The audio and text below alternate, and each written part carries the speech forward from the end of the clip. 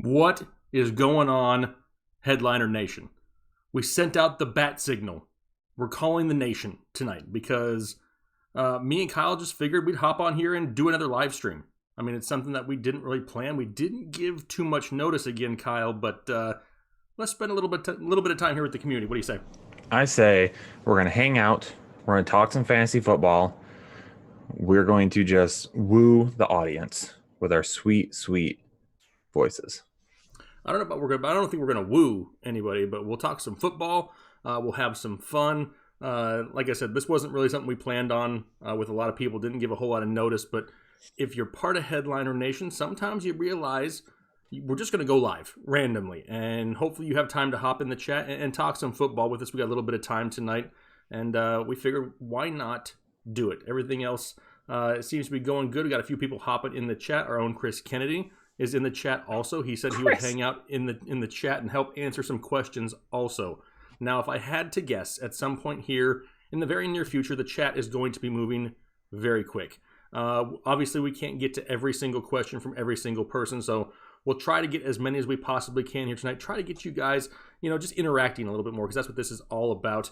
Before we get into it, before we start answering some questions, and we will for the next hour or so, depending on how it goes, I wanted to bring something up here real quick. Now, a lot of people have been, reaching out to us about Patreon. They don't really know what Patreon is. So I want to throw a quick graphic up on the screen just to let you know what that is. A lot of people probably never even heard of it. So we have 4 tiers on Patreon. As you can see, you get all different kinds of information. A lot of people don't realize there's a lot of exclusive content that only goes on Patreon. There's an audio podcast.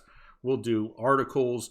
We'll break down game film for players. A lot of different things happen over there. Plus, once the fantasy football season starts, there's a tier in there where you're guaranteed 100% response rate to all your fantasy football questions. So if you're interested in that, the link is down below in the description. A lot of extra content. If that's what you're absolutely looking for, it is there. But Kyle, let's talk about some fantasy football. Let's do it. Yes. I mean, he's totally pumped about it too. Headliner Nation, I love a good live stream.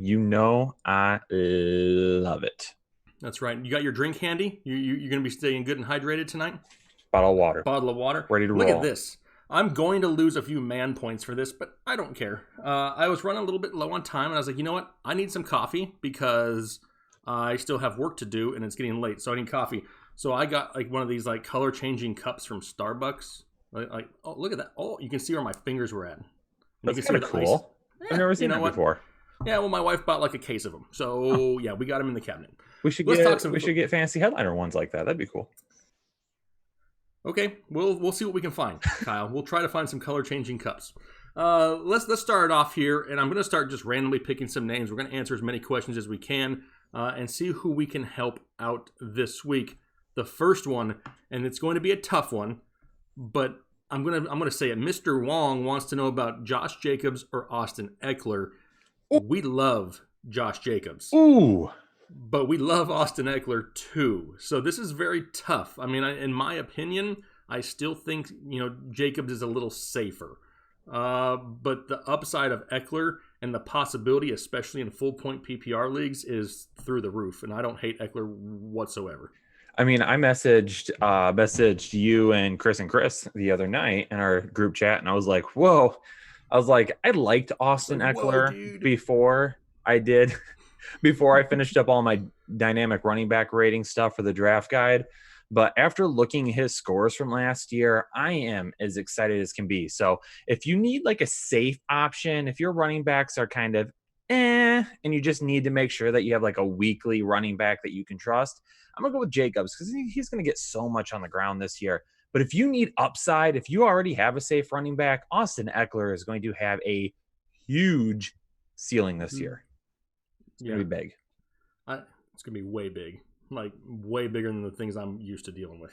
What else do we got? How about a question from Self7Made7, Greg7. Oh. Self-Made Greg with 3 sevens sandwiched in between there.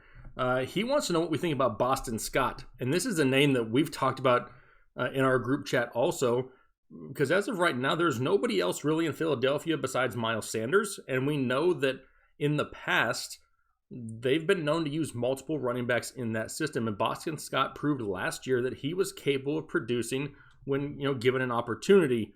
He may not be consistent to start the year because I really think that Miles Sanders gets a huge workload, but he's definitely a name late in drafts that I am not opposed to snagging if I can. Yeah, I think you like him a little bit more than I do. And I see why. I know Doug Peterson's got this weird thing for using more running backs than he really needs to. If you're like in a full PPR league and it's a little bit of a deeper league, you need to have somebody. I'm okay with it. It could absolutely disappear at any second because they could sign a veteran. So if you're doing drafts like really early in the offseason, I'm probably trying to stay away right now.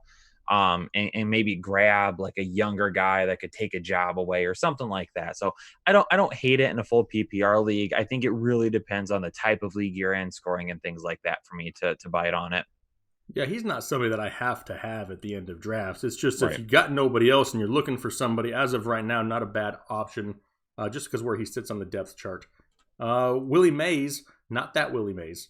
It says chances of Deebo Samuel finishing as a top 15 wide receiver in PPR. That's a little expensive for my I don't think he sees top 15, top 24. Okay, I could see that 100%, but top 15 may be a little bit of a stretch for me. It's a little spicy. It's a little bit spicy. Like when you go to your favorite Korean restaurant and they're like, how spicy do you want it? And you're like, give me a little bit of heat. Just enough. I don't want to go home and hurt later on. Okay, give me just a little bit. That's what kind of spicy that is to me. I like what they do with him. I like how they utilize him in the offense and not just as a wide receiver, but some end arounds and out of the backfield, whatever it may be.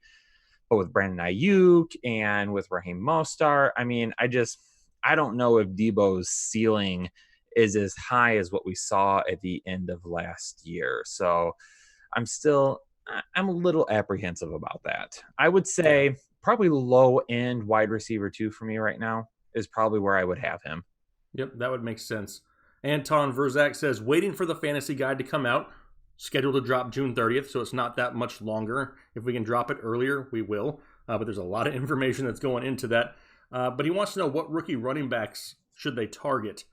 And we've talked about this a few times on other shows. A lot of people love CEH, Clyde EdwardsHelaire in Kansas City. However, I think it's a little bit out of control, and I just think his ADP is going to be too expensive come draft season. I'm not entirely sold that they don't use Damian Williams a little bit there, at least to start the year.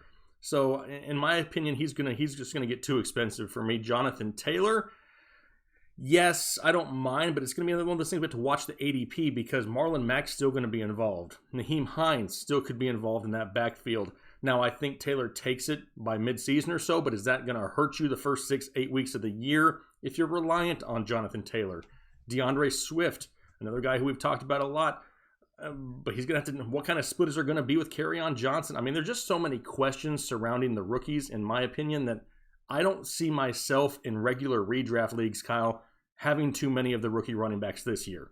Yeah, I think if I absolutely had to invest in one for this year, it's Clyde EdwardsHelaire.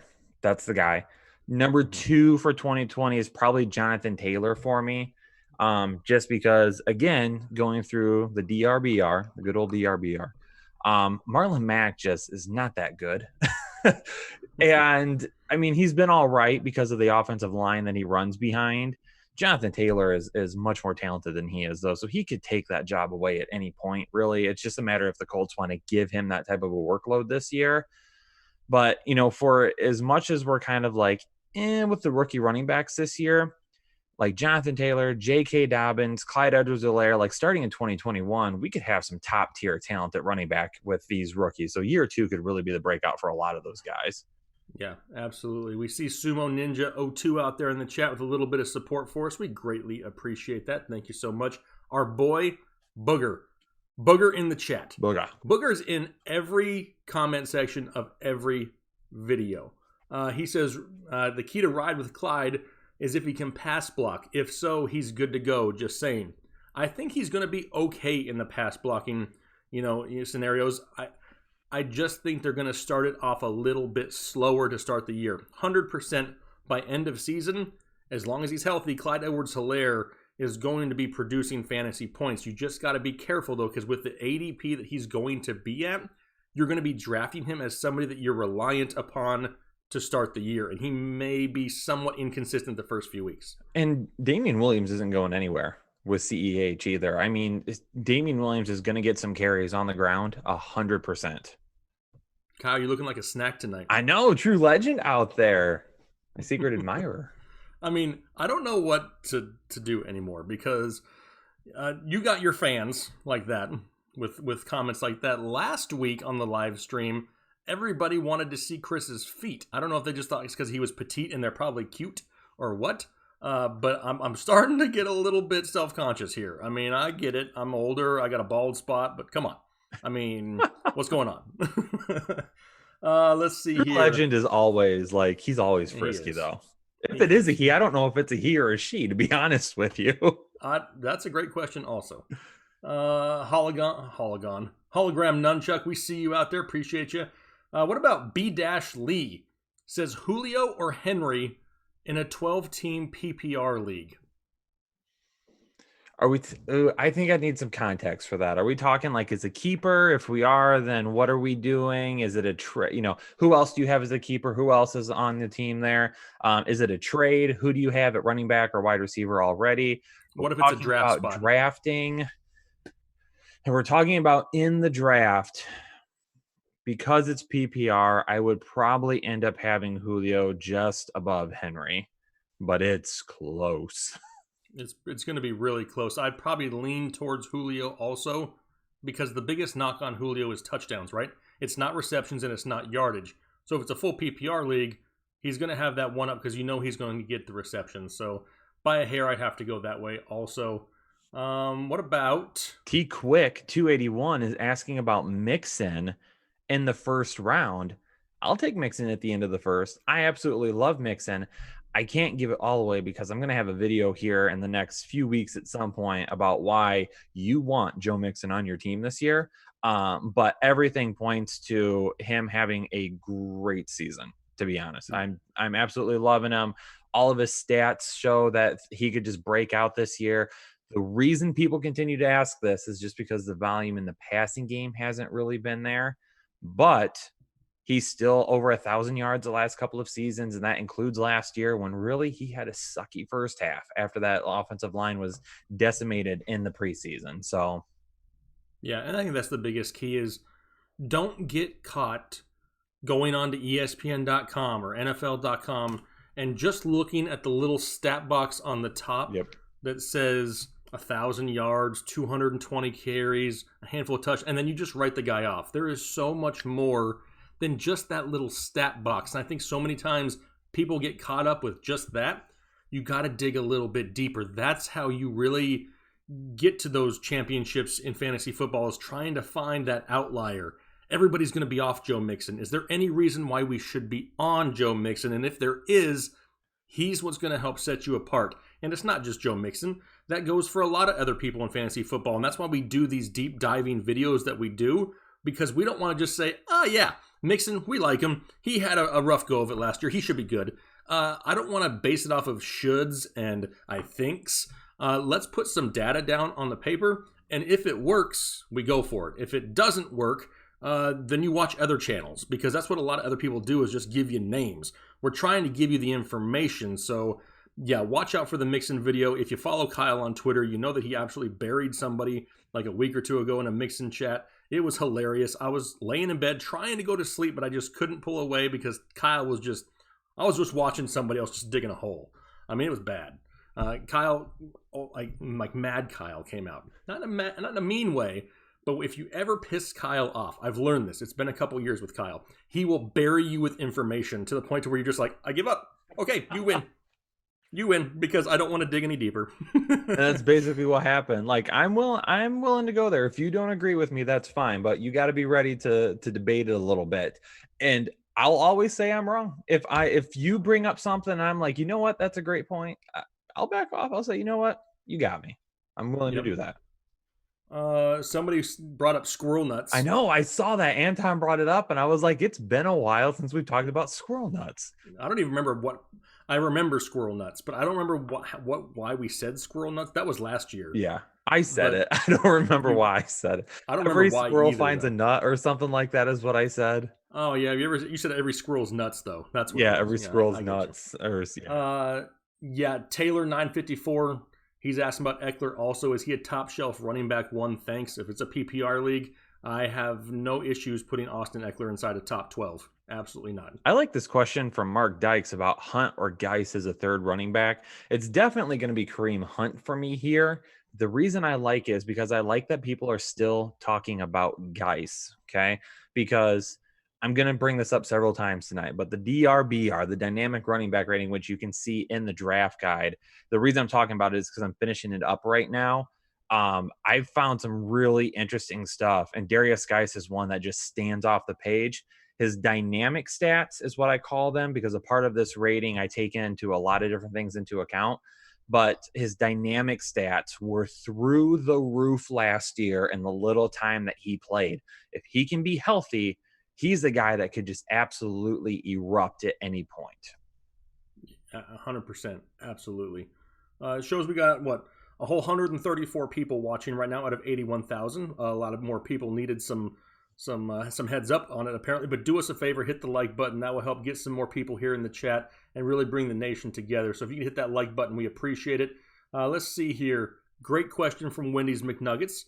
Also somebody who's all over the chats and all the videos, plus he talks to us on Twitter, and that's a great thing because we like to interact with people over there also. He says, who is the better chance to break out, Jonnu Smith or Mike Gesicki? Me personally, I'm going with Jonnu. Yeah. A lot of reasons.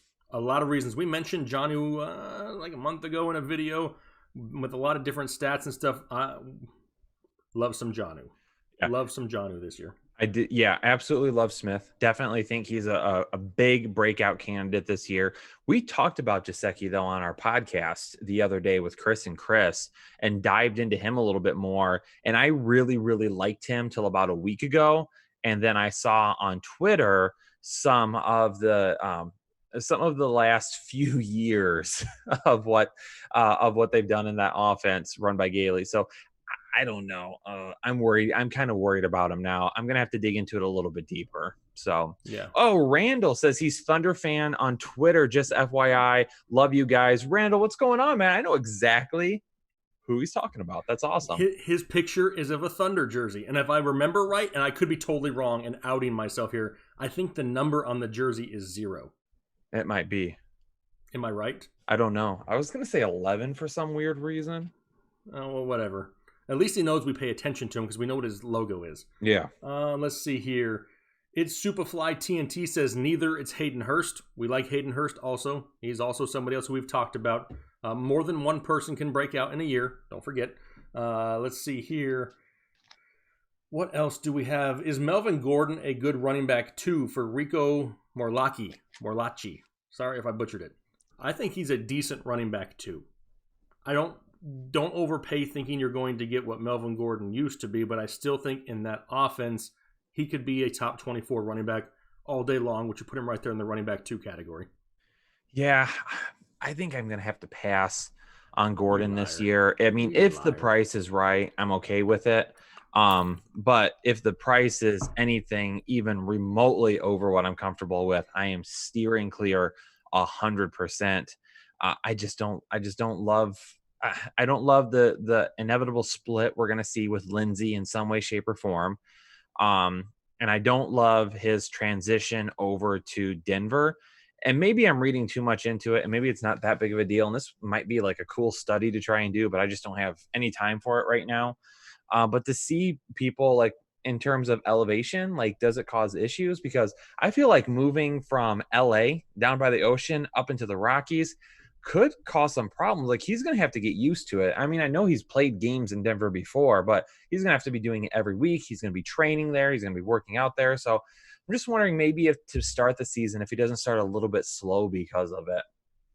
I don't know, man. That John Denver is full of crap. I was getting ready for you to say it. I couldn't let you talk about the Rockies and go up that way without bringing up a quote from Dumb and Dumber. That's a good one. Let's see, what else do we got? Taylor 954. Who is the number one defense? Any top defense videos? We really don't do a whole lot of defense only videos. Reason being is we have in the past and nobody watched them because nobody really cares. There's a select few that do, but we try to drop little breadcrumbs in other videos that we have. Obviously, right now, if you had to ask me who my top defense was, it's going to be between Pittsburgh and Baltimore. I think they both have an elite squad that can go out there and not only stop opposing offenses, but put up some fantasy points with some turnovers. So I love the addition of Calais Campbell in Baltimore. I think that helps the pass rush.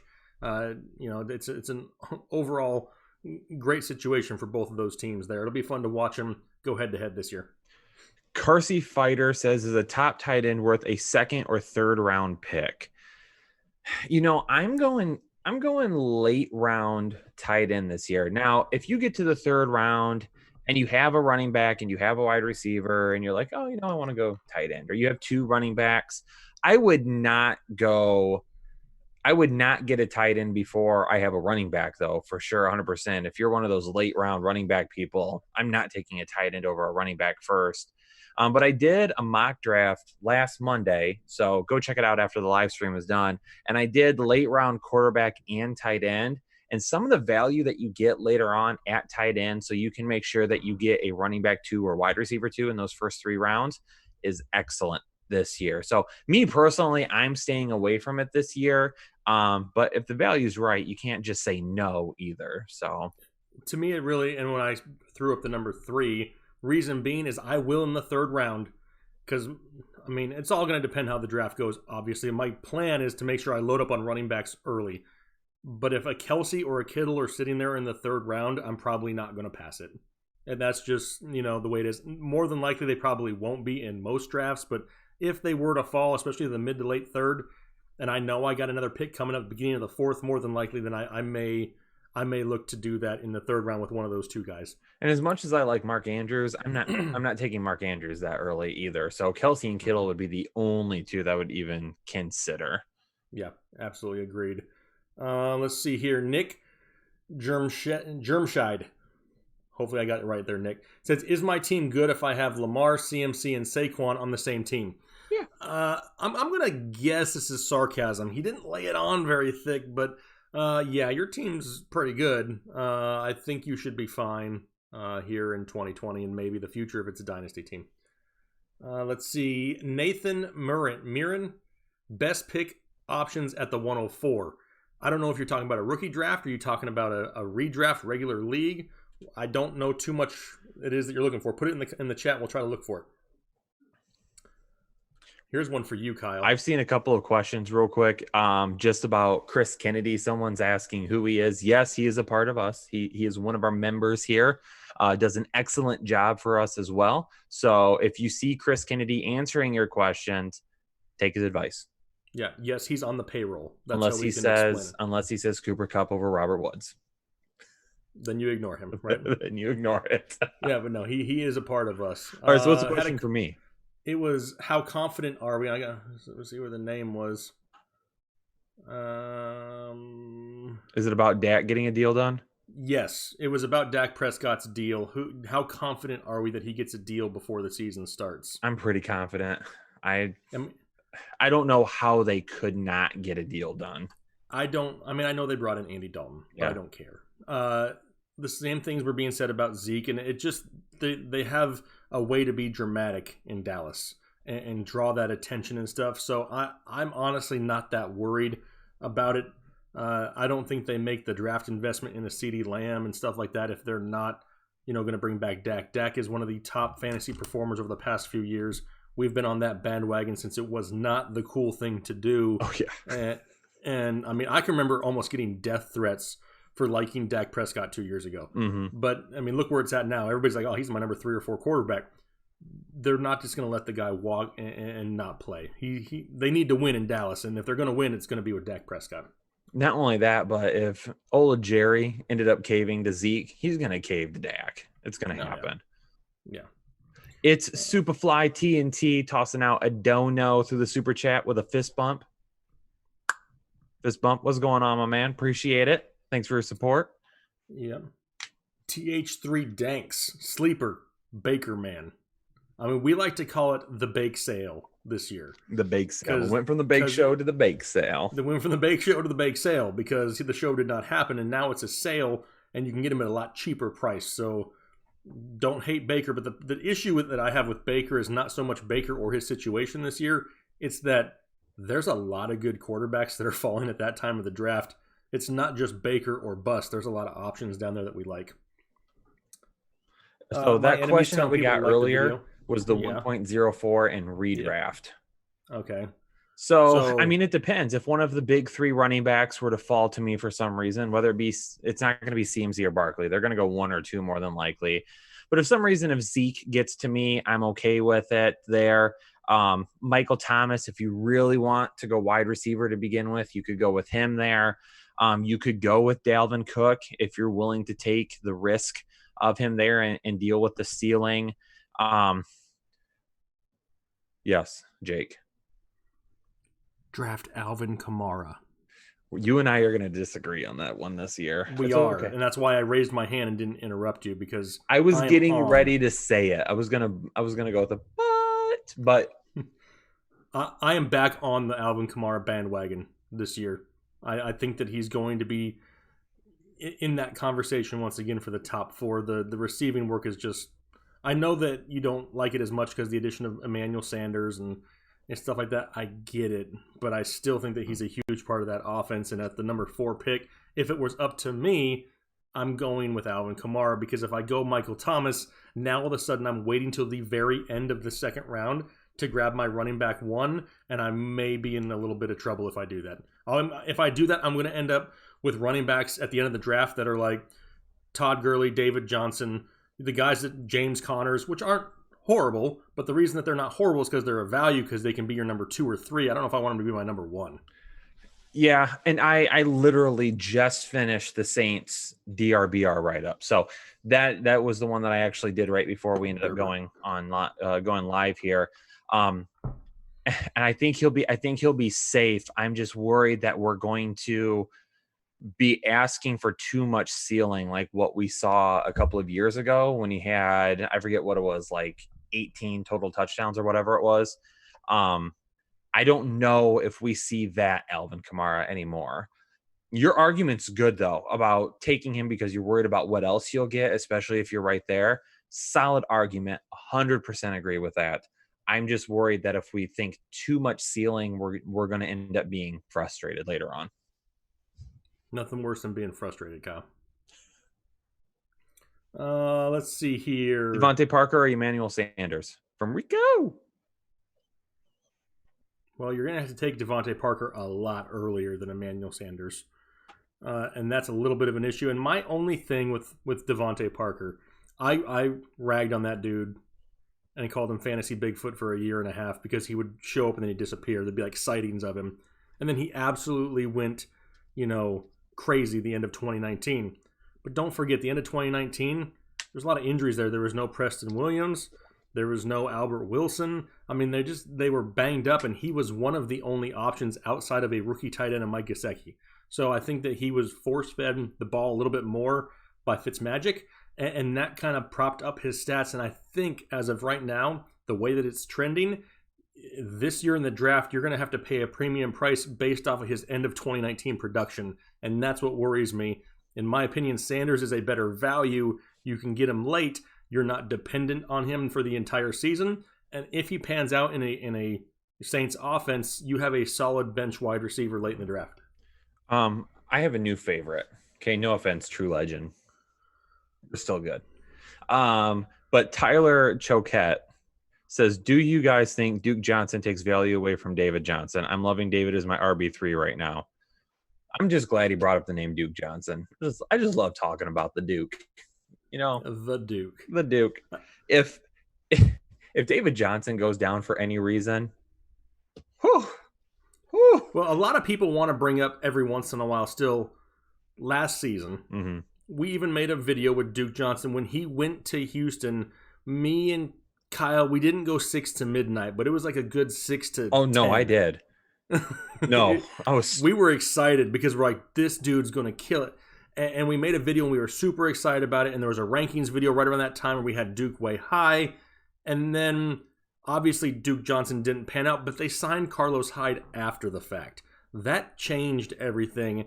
A lot of people still don't realize the talent that Duke Johnson is. He hasn't really ever been given a chance. But like you said, if Johnson goes down, or if David Johnson goes down, Duke Johnson's going to have himself a heyday. Oh, yeah. Big day. Big day. Big year. Eric Rattleman says, you guys are the best. Eric, appreciate it, my man. The Duke. Let's see here. Dookie J. That's what I'm going to call him from now on. Who? Dookie J. Dookie J. Let's see here. What does that say? I can't read. I think Jonathan Taylor is getting overlooked by everyone except for Fantasy Pros from SJ. Well, what you don't realize is, I mean, Fantasy Pros is a mixture of a bunch of people, and that's like a consensus type ranking. The issue with that is what makes you feel that way is you can see everybody's opinions, but what is your opinion? What makes you think that opinion is right? What about all the scenarios we talked about of Marlon Mack and Naheem Hines and Paris Campbell? The newly drafted Michael Pittman, a new quarterback in Phillip Rivers. Where is the safety of Jonathan Taylor in a one-year season this year? We're talking dynasty, different story. But do you want to draft a running back that early in the draft at a point to where more than likely he's going to be your running back 2, maybe a weekly flex play, and you're going to have to sit there and contemplate starting him every single week because you don't know what kind of split is going to happen with him and Marlon Mack and Naheem Hines? It's just too much of a question. Why draft him that early? I'd rather just wait. I mean, there's other people in that area who not have to take that risk. Just because he's the new shiny toy doesn't make him great. A lot of people thought Trent Richardson was great too. We don't know that yet. I mean, it's just you can't be so sure about things. And all the sole purpose of this channel is just to share that perspective, to open your mind and make you think about it a little bit. Don't just go take people's, this is what I think, their word for it. Come to your own conclusions based off the information that's provided. And you have to keep an eye too. Chris Kennedy is the one that keeps our ADP for us in the off season. So kudos to him for continuously updating that information for us. But right now, and this is a consensus of a lot of different platforms, it's got some dynasty and best ball stuff in it. But Jonathan Taylor right now is the running back 17 off the board in 12-team leagues. He's going at the end of the third round before Melvin Gordon, before Chris Carson, before Le'Veon Bell, before James Conner, before David Johnson, before Devin Singletary, before Raheem Mostert. The only guys that are going in front of him are the guys who are like locked in, the guys that we know are going to have jobs and they're going to get a majority of the work. So is he being overlooked? I don't think he's being overlooked. I think he's being looked at in the exact way that he should be. We're not going to put him over guys who we know are going to get the work, but we will potentially take him over some other guys who might have some issues getting a lot of work or maybe splitting other touches as well. And really, yes, Jonathan Taylor is an excellent running back, but it's that offensive line there too that you're super excited about. So, yeah. I mean, we've talked about how Jonathan Taylor was our number 1 rookie running back since me and Kyle sat next to each other in Indianapolis for the Combine. Mm-hmm. I mean, we love Jonathan Taylor. Nothing bad against him. It's just in fantasy football, it's a little bit different. Had he gone to a place where we knew he was going to be the number 1 with no backup, then yeah, different story. It's just not that way this year. 2021, absolutely. I wouldn't be surprised if Jonathan Taylor's a top 12 running back off the board. Easy, top 10 in 2021. Mm-hmm. I'm seeing a lot of Miles Sanders questions. I can't stand up when we talk about Miles Sanders. But your desk can. Sorry, what? Excuse me. I love Miles Sanders, especially right now because there's nobody behind him to really steal carries. We talked about Boston Scott at the beginning. He's not going to take work away from Miles Sanders. He's just going to get a few series here and there throughout the game. I think right now Miles Sanders is about ready to explode. I love me some Miles Sanders this year. I do like Miles Sanders too. I do. I don't know if he has the ceiling that we would like him to have this year. I don't know if he ends up having that ceiling, especially if they bring in a veteran. But I absolutely like him. For the first time, I'm probably going to end up, when next time we do any type of rankings, I'm probably going to drop him out of my top 12 running backs, but he's going to be a high-end running back too for me. He's probably going to be that 13 or 14. Anton asking if the kid-size helmet is coming back this year. Yeah. He's referring to the segment Let It Flow. Yes. Yes, abso-freaking-lutely. I don't know if I can move my camera without breaking something. The helmet is over. There it is. There, you can see it. You can barely see it. There it is. The helmet is there. The helmet will be used when it is time to let it flow. Is that underwear hanging over there? Don't worry about that. Your balls will thank you. Manscaped, official sponsor of the Fantasy Headliners in 2020 is Manscaped. Go get your balls trimmed. We need more than 178 people. I got to have the chat moving a little bit quicker. If it's going too slow, I can't get in the flow. Yeah. And the flow mixed with the compression of the helmet is what squeezes the stuff out. So yes. Whoa. Whoa. The stuff. I was going to say the knowledge. Oh boy. Sometimes it's not knowledge. But yes, it will be back absolutely once the crowds pick up a little bit here after the dead of the off season. Absolutely, it's coming back. Let's see here. Hologram wants to do a preseason Let It Flow. We need a lot more people in here with comments. Mm-hmm. Anton, it's not flowing very fast. That's what likes are for, though. Hit that like button, push this chat out to a lot of other people, or push the stream out to a lot of other people, and we can get it going a little bit. I mean, if I have to grab the helmet, I sometimes also let it flow, except my helmet is bigger and barely fits on my head. So you have an oversized helmet. I'm compensating for something. So let's see here. What about Peter Gilroy? Tanithrill is his nickname. Tanithrill, a top 10 quarterback. I like that. Who was that? That was Peter Gilroy. Peter. Can we steal his? Are you gonna steal his hashtag Tanithrill? I like that. You need to ask him for permission to steal that. Peter, can we have permission to use Tanithrill this year? I wouldn't. I won't if you don't give us permission. But I like Tanithrill. I do. QB1. I think he's going to be absolutely close to it. I think he's going to be kind of a back end quarterback one, but I like that offense. I like what they do there. Yeah, absolutely. Absolutely. Anna says, Kyle, that drink of water was not so fancy. You know what, Anna? Stop. Did I call her Anna? Anna? I don't know. What did I say? I'm sorry, Anna. Know. Anyway, in here, busting our chops like usual. But Anna is one of the, early MVP subscribers to the Fantasy Headliner, so I can't complain too much. Yeah, absolutely. Anna's on Patreon. She sees all the extra content, the audio podcasts that fly off the rails at times. Can I talk about the audio podcast for 1 second? Yes, and then remind me, someone's called me tight end whisperer and needs a response, so we'll come to that after that. Okay, we will do that. So I record our audio podcasts in a way that, just in case we want to release the video, we have it. Well, we had an 8-minute pre-show thing, and it was epic. But we can't really release it because it's a little too epic. I think people would take it too literal when we were having fun. And I mean, it's a blast. So I mean, we have fun on the podcast. We don't edit a bunch of things out and try to act all prim and proper and professional. No, we're a bunch of people sitting there talking football and having fun.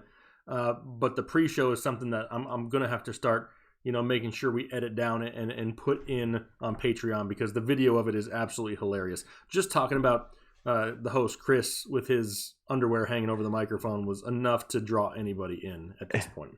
And I talked about how Customs took my cocaine that one time. Yeah. Wow.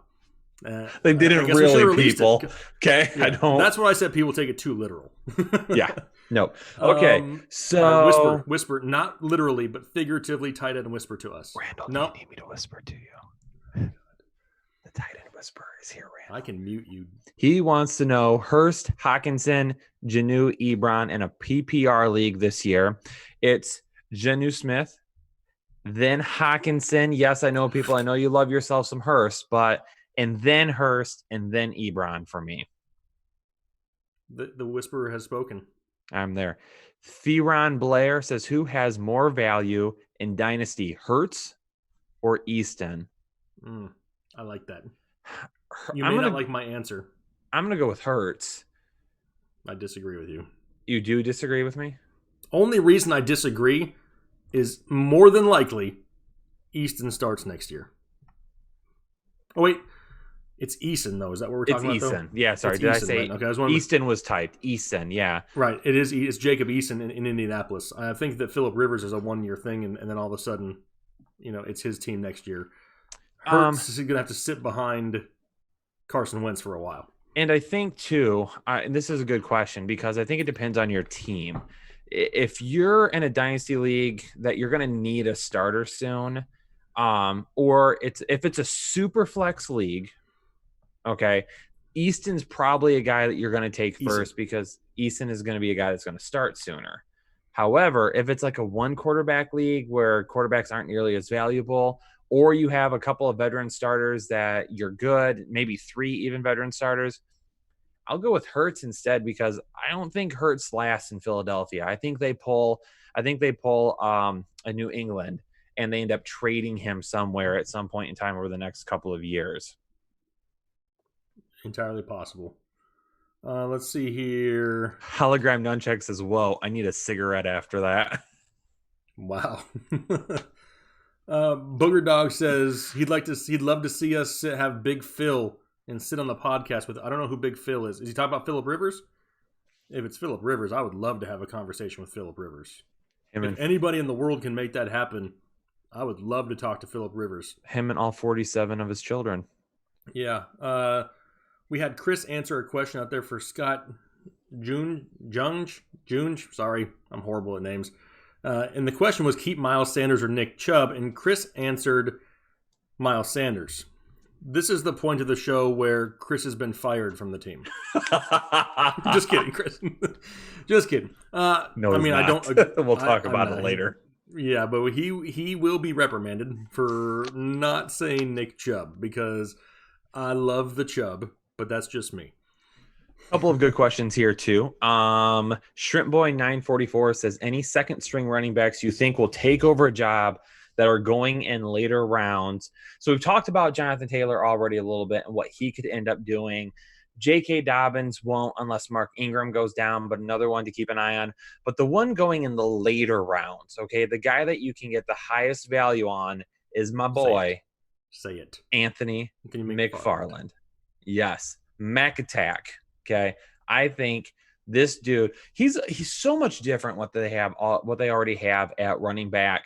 I do like James Conner this year a little bit more now than I did a couple of weeks ago after diving in a little bit more. So I like James Conner. But if you're somebody that drafts James Conner this year, I'm taking Anthony McFarland later on in drafts to kind of back him up. He's got a skill set that's a lot different than those other running backs. He's more of a speed guy. He's got the ability to win on big plays, to win around the edges that maybe James Conner doesn't always have the speed to do. Benny Snell definitely does not have the speed to do. And Jalen Samuels just isn't that type of a running back when he does play back there. So Anthony McFarland is the guy that I absolutely have on my draft board this year, trying to get all over the place. You know who he reminds me of? Dalvin Cook. Ouch. I love Anthony McFarland. Maybe not that much, but I do like that. I'm just talking skill set wise. He's the same type of runner. One cut and he's gone. Mm-hmm. And he can catch, he's decent receiving the ball in the backfield. He's a big playmaker, and that's what I like to see when he's out there. Just kind of reminds me of Dalvin Cook a little bit. Anton says, where can we get the Fantasy Headliners t-shirt? Let it flow on the front with squirrel nuts on the back. We are in the process of redoing the Fantasy Headliners store, though. So we're going to have some new merch before the season. Taylor, are you watching? Taylor will be designing merch after we finish the draft guide. Draft guide is like number one priority right now. We've been working on it for 5 weeks now. We've been working on the draft guide. 90% of the information is complete. And right now, it's a virtual stack of paper, but Taylor's probably up to here with paper right now. So he is buried building the draft guide, graphically designing it. So as soon as he's done, that's probably going to be something we talk about. But we got to get to the draft guide first. Got to make sure that's done. I have a correction that I have to make. Make it. So Chevy 4x4 in the chat says, I know experts like yourselves prefer to take a wide receiver in the second round versus taking Kittle or Kelsey. It seems like an argument can be made for going running back, tight end, running back versus running back, wide receiver, running back. What am I missing? Chevy, I'd like to just cue on the first sentence there. Jake and I and everybody at the Fantasy Headliners do not refer to ourselves as experts. We don't believe that there is any such thing in fantasy football as an expert. Okay. We're analysts because that's what we do. We dive deep and analyze information. We are not experts. We don't ever tell you what to do. We want to give you the information to allow you to make the best choice for your team. That's the way we've always done things here. That's the way we're going to keep doing it. That's the way Headliner Nation rolls. And it's really because if somebody has to tell you they're an expert, it's because the work that they have doesn't speak for itself. Boom. So I'm not going to sit here and self-proclaim. So there's no school you go to become a fantasy football expert. If somebody calls himself an expert, it's a crock of crap. They're self-proclaiming themselves as experts, trying to make themselves sound cooler. Let the work speak for itself. Now, but to answer your question, there you go. Go to the question. Now, to answer your question, it can be, but if you make the argument that you would rather have a tight end in the second round, I get it. Okay. I don't really want to say that I would argue that with you. I'll disagree with you because my personal preference is I would rather have my running back 1 and 2 and my wide receiver 1 and 2 before I worry about a tight end. Because unless you have Kittle or Kelsey, it could end up being a crapshoot every single week. So that's the argument for having Kittle or Kelsey that early. But also with the injuries that you have, the ineffectiveness that you have sometimes at wide receiver, I like to have my wide receivers and running backs set and established before I start going for tight end, and then I play upside at tight end after that. Agreed. And plus, don't forget, don't lock yourself into a certain position in a certain round. Don't look at it that way because you never know which name may fall. What happens if you're planning on going running back in the second round and all of a sudden Julio Jones slips to you in the mid-second? Probably not going to happen. But just for the sake of an argument, now all of a sudden you got to adjust a little bit because you weren't planning on him being there. So make sure that you're able to move around and have other plans. Mikey, I hate you. No, I saw that. That's what I was laughing at. I'm not a tight end expert. I'm the tight end whisperer. Wow. Nunchuck says the draft guide helped him out last year, so he's can't wait for it. Absolutely appreciate it. And just to remind everyone again, over on Patreon, we've got a ton of exclusive content too. I mean, we are doing podcasts now. We've been asked for 2 years to start doing a podcast. We've got that up over there. For you to get all that extra content, it's only $5 a month. So instead of going to McDonald's and getting that double cheese meal, okay, you can grab yourself some extra Fantasy Headliners content. Just tossing it out. Jay says we need to start having guests on the show. Here's the deal. We barely have time for us. That's one part of it. And there's so much that goes into that because I don't want to just have anybody on if I don't agree with the message they're going to send out to the people. We have built this community the way that we have, and it's simple. I mean, do I want to have somebody on here that refers to themselves as a fantasy football expert? We just talked about that, and a lot of people will do that. I can't put those people in front of this community because I, inside, don't believe what they're selling. We get all kinds of advertising offers. I bet you I get at least a couple a day. We're not going to just keep throwing them all on here and be greedy with it because if we don't use it, I'm not going to use it. Here's a perfect example. Great segue. Kyle, show them what's inside your Manscaped box right now. Nothing. It's empty. It's because he uses it. We're not going to push something that we don't use. And so it makes it a little bit difficult. It's hard to find a lot of things like that. We're not opposed to it, but I'm not out chasing clout with a bunch of people. I'm not out kissing a bunch of backside to a bunch of people because we built this community, all of us together. We don't need to go out there and just kiss a bunch of butt to make it any farther. We're happy with what we have. We're appreciative for what we have. And that's kind of the mentality that we take. We want to make sure we build it from within. I would much rather have call-in questions from the viewers than have a random guest that I don't know anything about. That's just me personally. But great question. DMass5, Julio or Hopkins? Oh, it's Julio for me this year, 100%. Julio. Someone also asked, is Josh Jacobs a top 5? I mean, he's really close. He is for me. He's really close. 100% top 8. When I talk about Joe Mixon and Josh Jacobs, my loins burn in a good way. Not the, oh crap, I just got done peeing, it burned type of way, but like the does that happen? Type of way. Does that happen? Does it burn when you pee? Well, no, I don't know what you're talking about. You may need to see a doctor for that. That's not normal. That's why I said it's not that type of way. It's a different kind of warm sensation. Yes, exactly.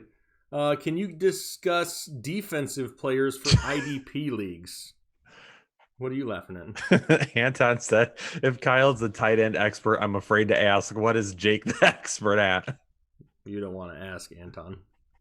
There's nothing that we can put on the internet right now. Anyway, the IDP leagues. Full disclosure right here. Personally, never done a full IDP league. I spend so much time on the offensive side of the football, I honestly have never dove into the defensive side of things. Kyle has done IDP leagues before, and he's more versed in that. We'll put, defensive player rankings in the draft guide. We did that last year.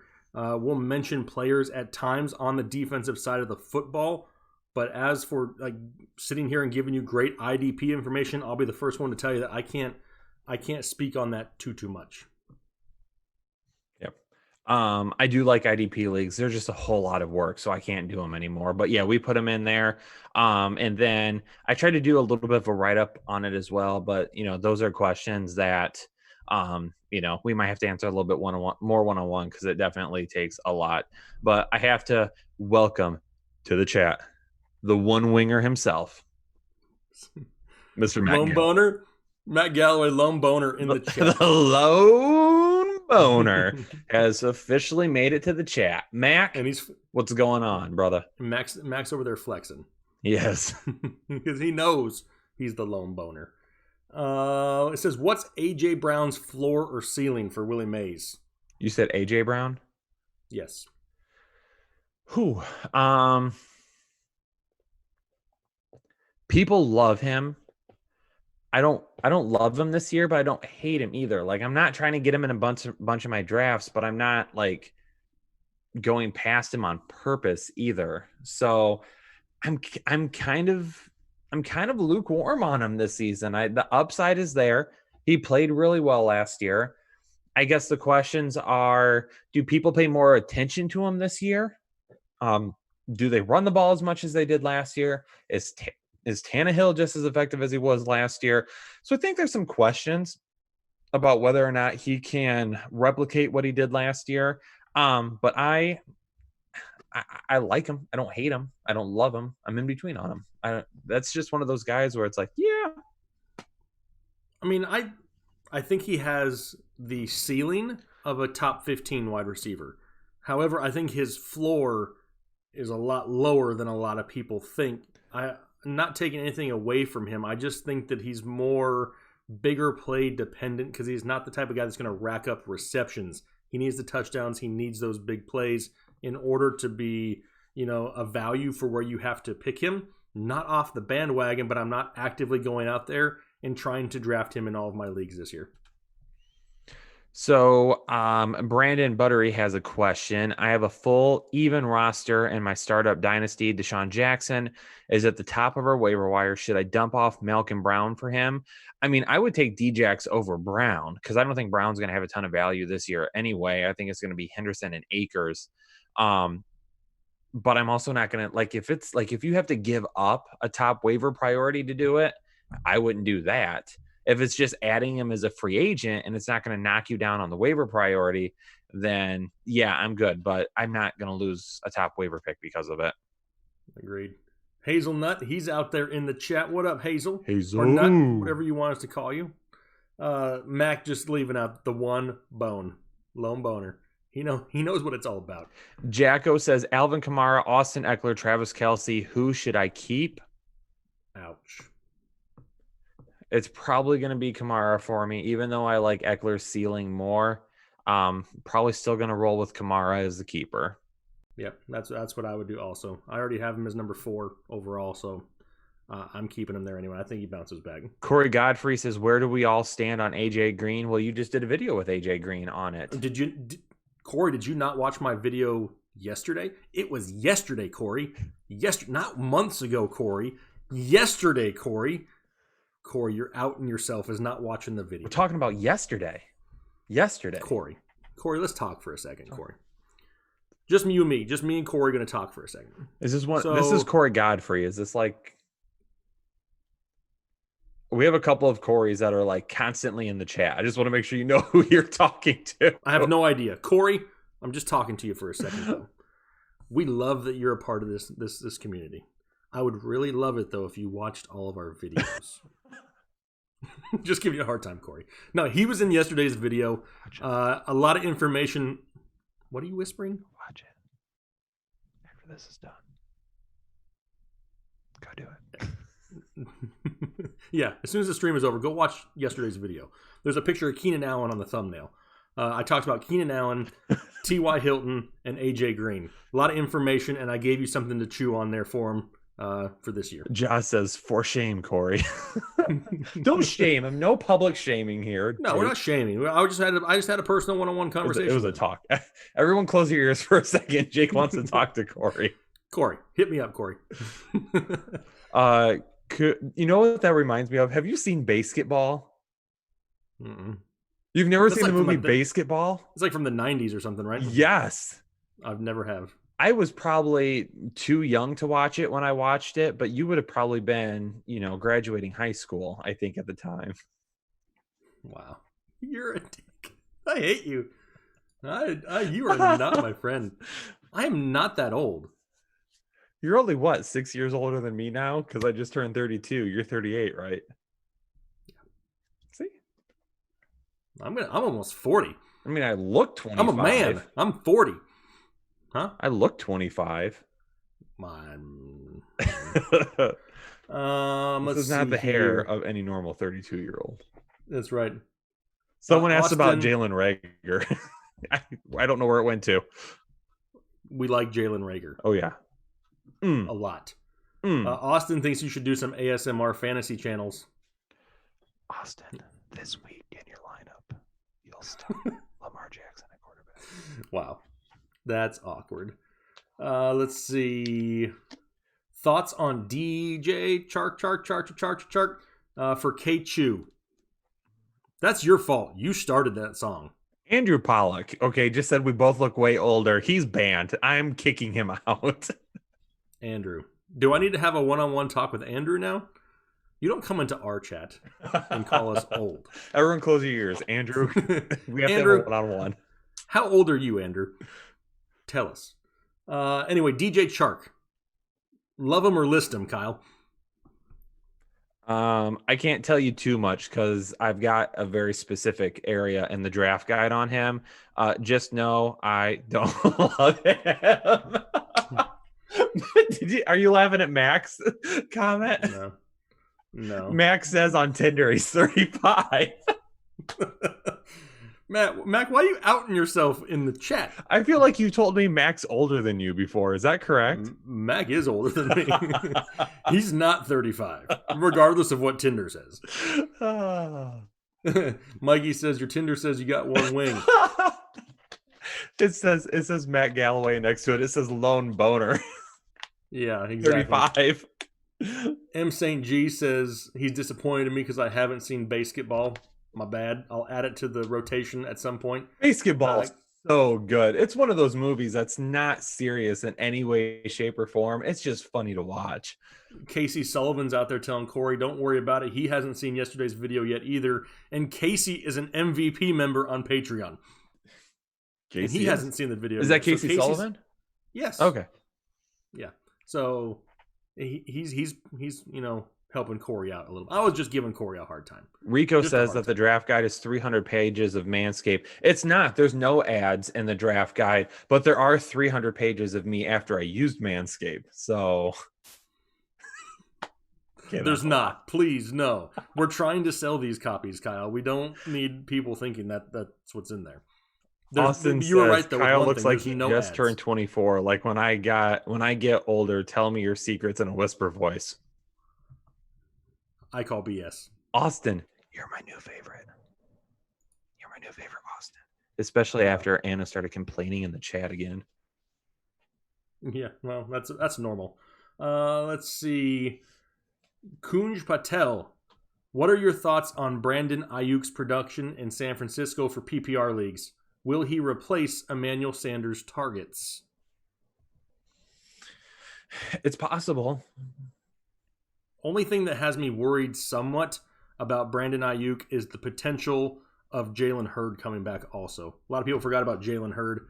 He was one of their draft picks last year who didn't even play a game because of injury. Deebo Samuel, they move him all around the offense. There's a chance for Brandon Ayuk to be a big talent in this offense. They can make people look better than they really are. It's just going to be inconsistent to start with. And I know you were an Ayuk fan, so you really liked him. Baby. I'm letting you handle that one. He's very underrated because of the college he played at, I think. Arizona State, despite what Herm Edwards being their coach, is kind of underrated. So Andy Yono, I've seen him ask this question a few times. How do you feel about Carson Wentz? He threw 4,000 yards with no receiver with 500. Do you think he's taking a step up this year? I like Carson Wentz. I have always been a Carson Wentz fan. There was a point in time in my dynasty rankings, Carson Wentz was my quarterback too. Okay. So I love Carson Wentz. I have absolutely nothing against him.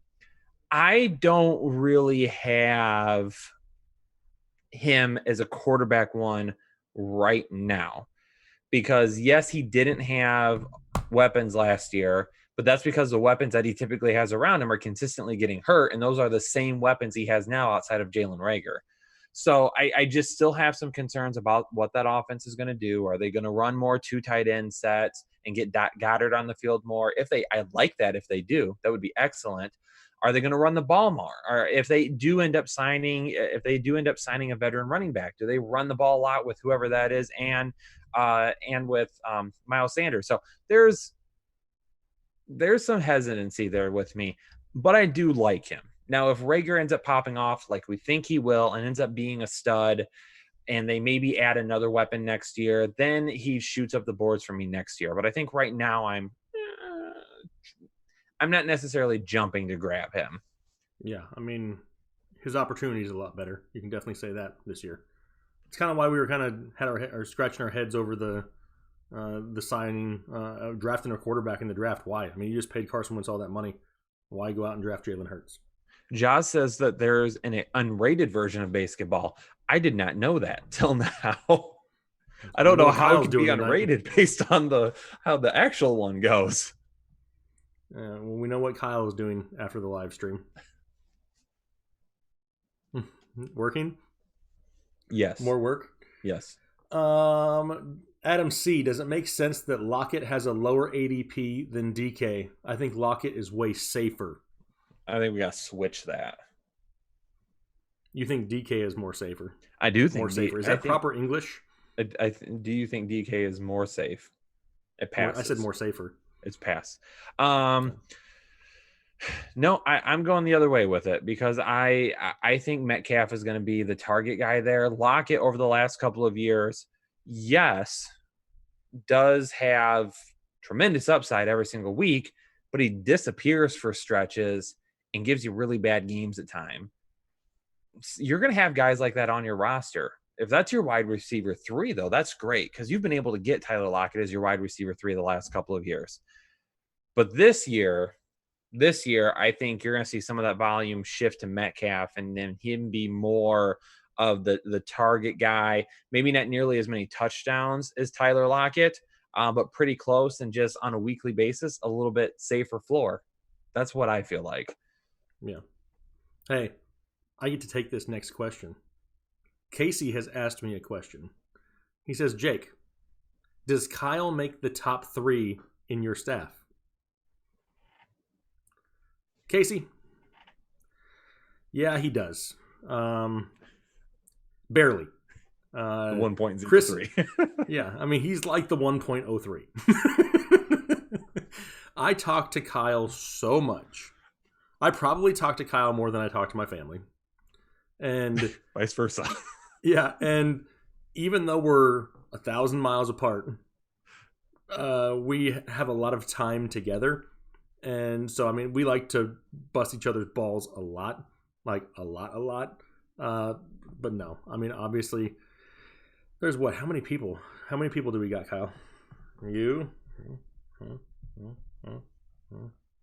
There's 8? There's 6 of us, right? Well, it depends if we want to count Jesse. Do we want to count Jesse? No. We don't count Jesse then. No. Oh, I wasn't thinking about it. We have to count Taylor. Sorry if you're watching, Taylor. Yeah. I'm very sorry. How dare you? How dare you? If you wanted to keep Taylor over me, I'd be okay with it. It would make I would have to keep Taylor over you. Taylor is the smartest of all of us.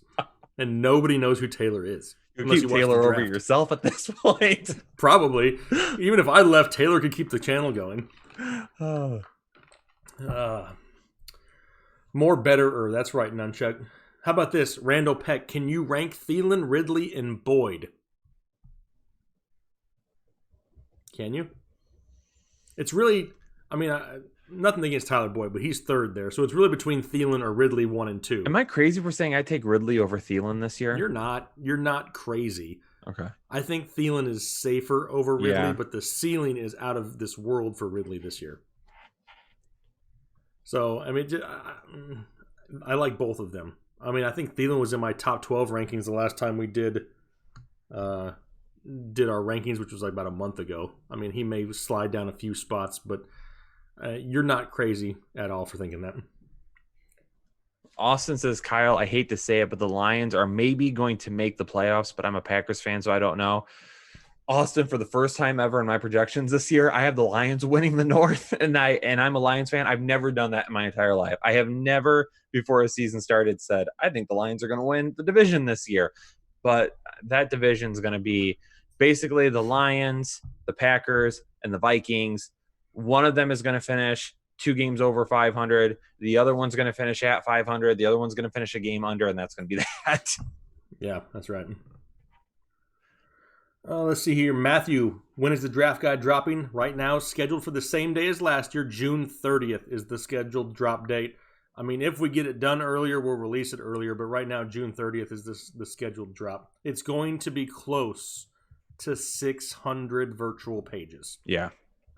It is a lot. Our draft guide does drop just a little bit later than some other companies, but ours is a lot bigger than some of those companies, and we have a lot less people working on it. So we like to do it like that. So then you're getting a more of a streamlined message from us.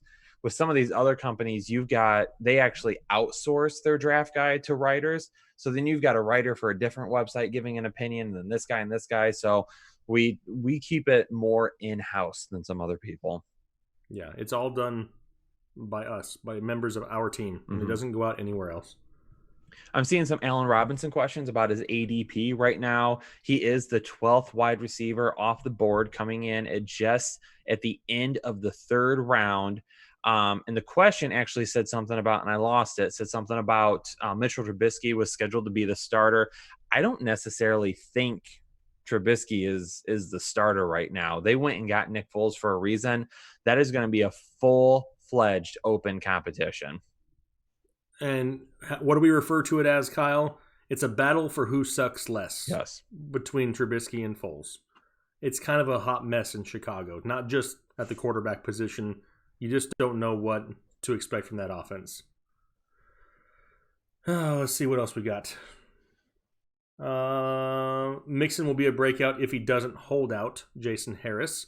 I don't see him holding out either. Outside of Zeke, has it worked for anybody to hold out the running back position? Just doesn't. They don't pay running backs anymore. And the thing about holding out too is that right now we just had a pretty good class of running backs come out. We had we had several good running backs in free agency this year. We have a lot of good running backs in the league right now as well. Next year's running back class is going to have some decent name in it. Next year's free agent class could be huge. And there just isn't enough teams looking to pay running backs that type of money. So I think Mixon's just going to end up playing and see what happens, because he could end up in the same situation as Le'Veon Bell at this point, and you don't want that. No. Another defense question, Kyle. Pusher man, are there any surprise defenses out there this year? I think the Chargers are being kind of overlooked a little bit. I like the Chargers defense. Denver too. Bradley Chubb is back. I think they're going to get quite a bit of sacks. They could force some turnovers. Yep. We did have a question too from where did it go? Somebody asked a question about what the cheapest package was over on Patreon. You can subscribe on Patreon for $1. And that's basically just to help support a lot of the stuff that we're trying to do. We send you a cool background for your phone that says you're official part of Headliner Nation. The one above that is $5 a month. That's when you get access to all of our premium content. So all of our articles that we do, our podcast. I did a video that actually broke down film the other day on the Raiders and why Josh Jacobs could be such a great candidate for a huge season this year. And you actually, as I'm talking to you, I'm walking you through the plays, what you could see happen, why things are changing. So we do a lot of cool stuff over on Patreon. That's only $5 a month. So can we pin a comment here? Is it possible? After the video is done, we can. Okay. So after the video, we'll pin a comment with the Patreon link, but it's just like patreon.com. The link is already in the description right now. Oh, it's in the description. So go to the description. You can click on the Patreon link and it'll take you over there. Yep. And right now is a good time to do it because it's the beginning of the month. So instead of waiting till later in the month and having to pay at the start of July again, if you do it now, gives you more time with it and less payment. That's right. Max Wittenberg says Stephon Diggs is a wide receiver one. Book it. Wait, he said Stephon Diggs? Yeah. Max, here's what you got to do. You got to put it in writing somewhere other than a live chat. Go on to Twitter right now with that exact same comment and tag me in it at FNTSY Headliners and put the hashtag Headliner Nation. And if it's right, you get to have all the glory. If it's wrong, I will let you know that you were wrong. Deal? We will write you a sternly worded tweet at the end of the season. But at least it'll be on record. And if you're right, you're right. And you'll be one of the only people out there saying that. So put it in writing, my friend. Hazelnut did ask about the fantasy football conference from last year. That was canceled, Hazelnut. They reached out to us and asked about trying to do it this year. And Jake and I just are not comfortable trying to do that with everything going on. So we said no to it this year, but I don't think they're going to run it anyway. Last time I talked to the guy, he said that they were not going to have it. No. They wanted to try to think about pushing it back and stuff, and we're not doing that. It's it gets too close too to busy. the season. Yep, not going to happen. Kevin says I don't know why I just started beatboxing. After the top 30 wide receivers, who are the best options? We're getting deep. That's what she said. What? So right around that 30 mark right now in terms of ADP, Jarvis Landry is coming in, which is insane. Tyler Boyd is there. Will Fuller, Cooks. if you like a little bit of upside. Julian Edelman is even there right now. Deontay Johnson, Jake, you love yourself some DJ this year. Brandon Cooks is there. Marvin Jones, Darius Slayton. So there's still quite a few guys that are there. And PPR leagues, Jameson Crowder is a guy that I really want in a lot of leagues this year. I've got some good info on Mike Williams. We're going to have in some videos pretty soon. John Brown, Jalen Reagor. So there's still wide receivers deep this year. There are a lot of options at wide receiver. Yeah, that's why we love early running backs so much this year is you have that opportunity to get all these wide receivers later on. P. Moore is asking about Seattle tight ends. I'm staying away from the Seattle tight end position this year. I mean, yeah, you could try to invest there if you think one guy or another could hit. But I'm just not comfortable with it. Greg Olsen right now is not a guy that I expect to put up like Greg Olsen numbers that he's had in the past.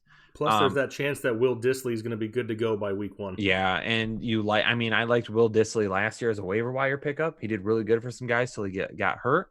But then again, your splitting time there is too. The majority of your looks are going to go to Metcalf and go to Lockett, so there's not going to be a whole lot left over. So yeah, I'm just not loving the investment there when there's some other guys that I could have instead. I'd rather take Jack Doyle in the 11th round. Jack and Doyle. There you go. There you go. I was about to get on you. My bad. Wait, what? What? What'd you say? Mr. Blair 56, see the donation. We greatly appreciate that. It says, what type of offense do you expect from the Browns this year with their new head coach who usually thrives under his coaching style? Or who usually thrives under his coaching style? So it's Stefanski. Yes, Stefanski. And if you're familiar with the Vikings last year, you know that Dalvin Cook ran wild. Like crazy. And then you also see that they signed Jack Conklin in free agency, arguably one of the best offensive linemen available. And then they spent an early round pick on an offensive lineman also. They're building the offensive line because they have Nick Chubb and they have Kareem Hunt. They're going to run the football. He very heavily favors the 2 tight end set, so don't be surprised if you see Njoku and Hooper on the field at the same time. Extra blocking. Austin Hooper was one of the better blocking tight ends in the league last year. They're going to be a run-first team.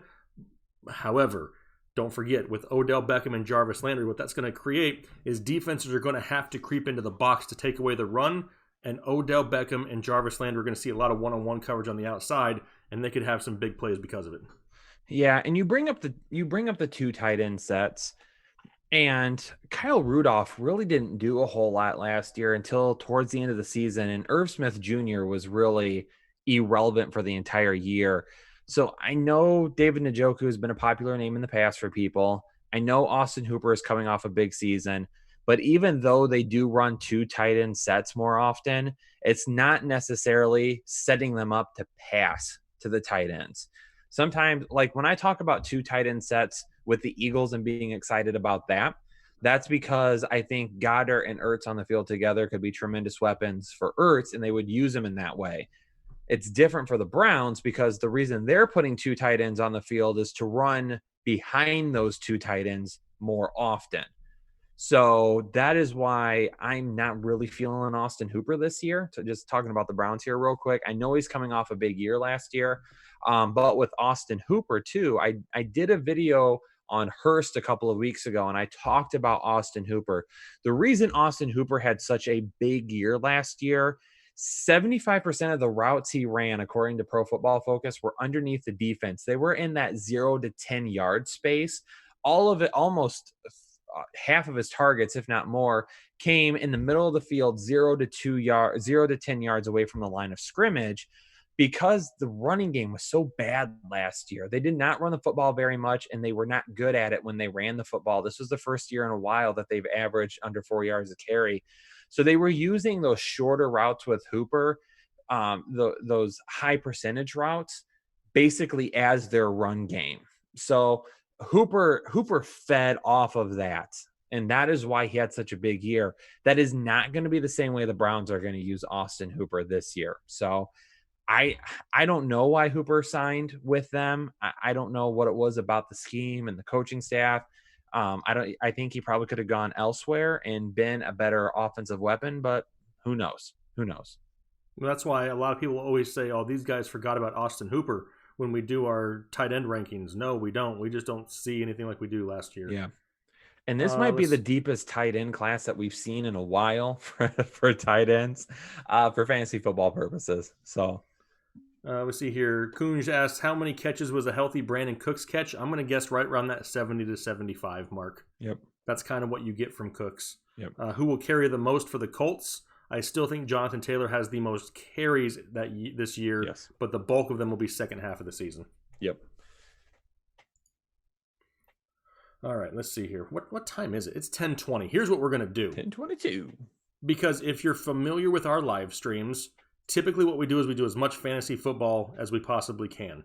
It's been an hour and 20 minutes fantasy football, so we'll go into headliners after dark a little bit, which means if you have any questions outside of fantasy football, anything about the business side of things, whatever you want, that's when you can ask some questions about that now. We'll look for some of those to try to broaden the spectrum of questions a little bit. So if you got some, throw them in the chat and make sure you hit that like button for us. We would greatly appreciate it. So James McIntosh says, Kenny Galladay, top 5 wide receiver in PPR, book it.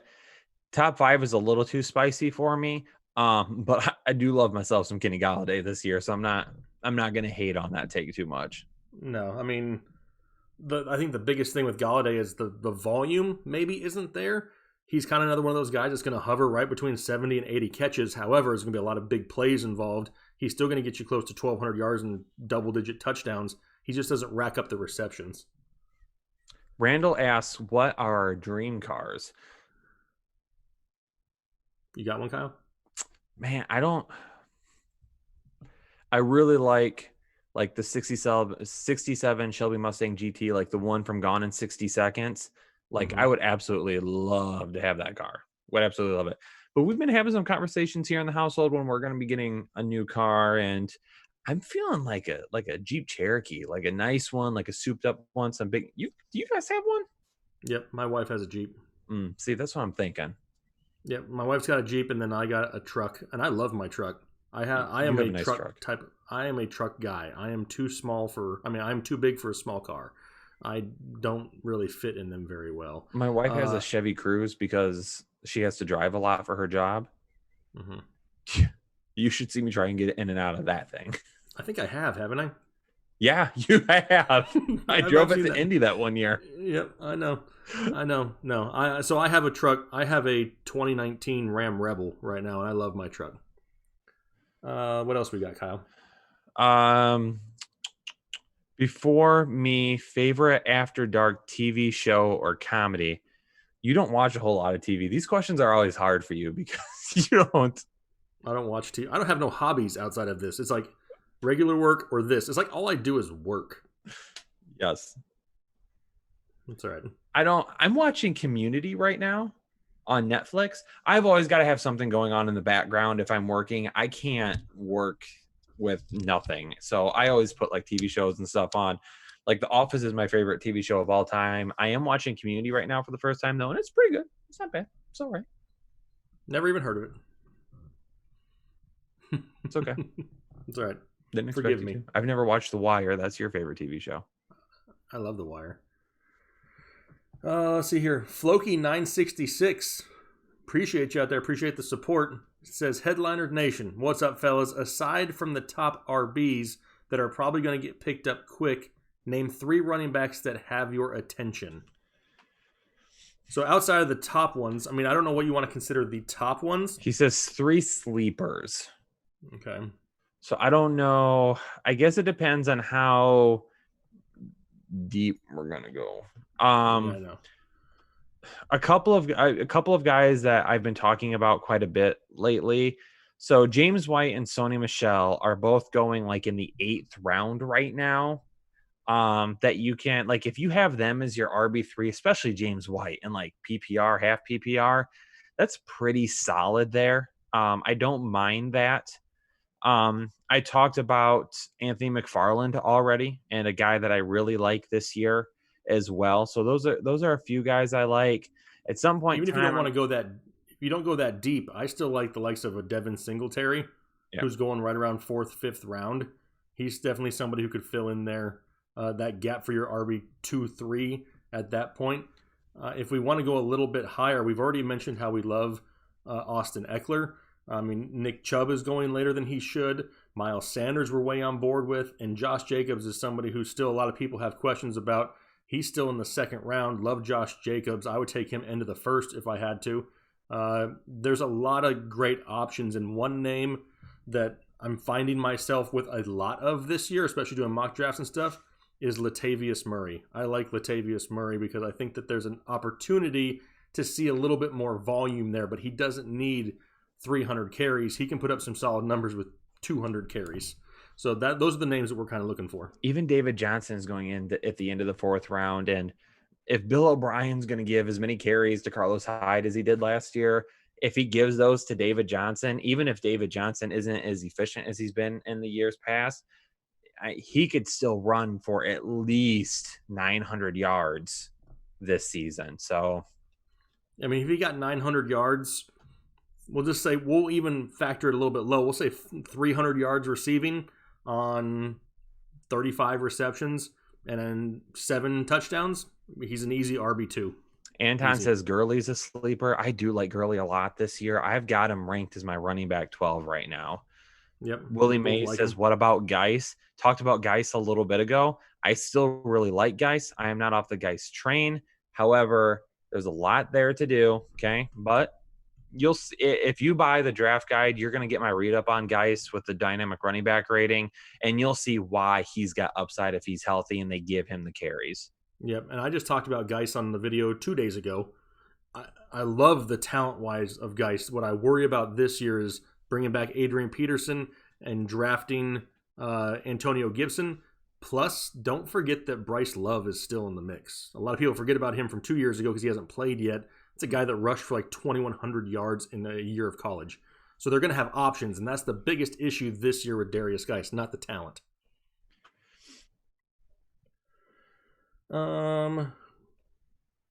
Let's see. Kunj Patel, I'm sorry if I missed that or mixed that up there. Since Amari Cooper chokes in road games, which Dallas wide receiver will give me good production for 8 of the 16 games? Amari Cooper will give you good production for 8 of the 16 games. Yeah, he's going to have issues every once in a while, but with as good as that team is there, I've got some Amari Cooper stuff coming. Don't worry about that.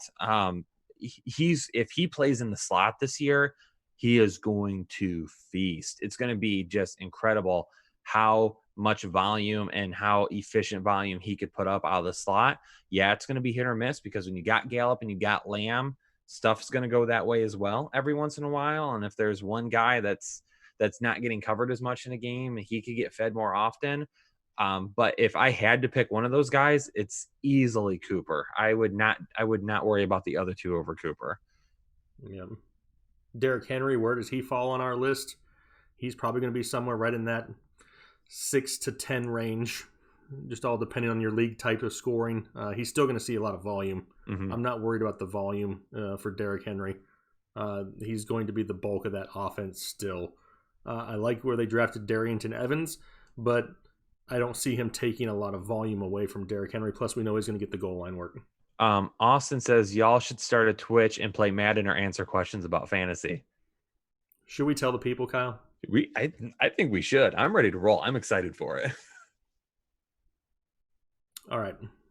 This is a secret, Headliner Nation. How many people are watching right now? 175. All right.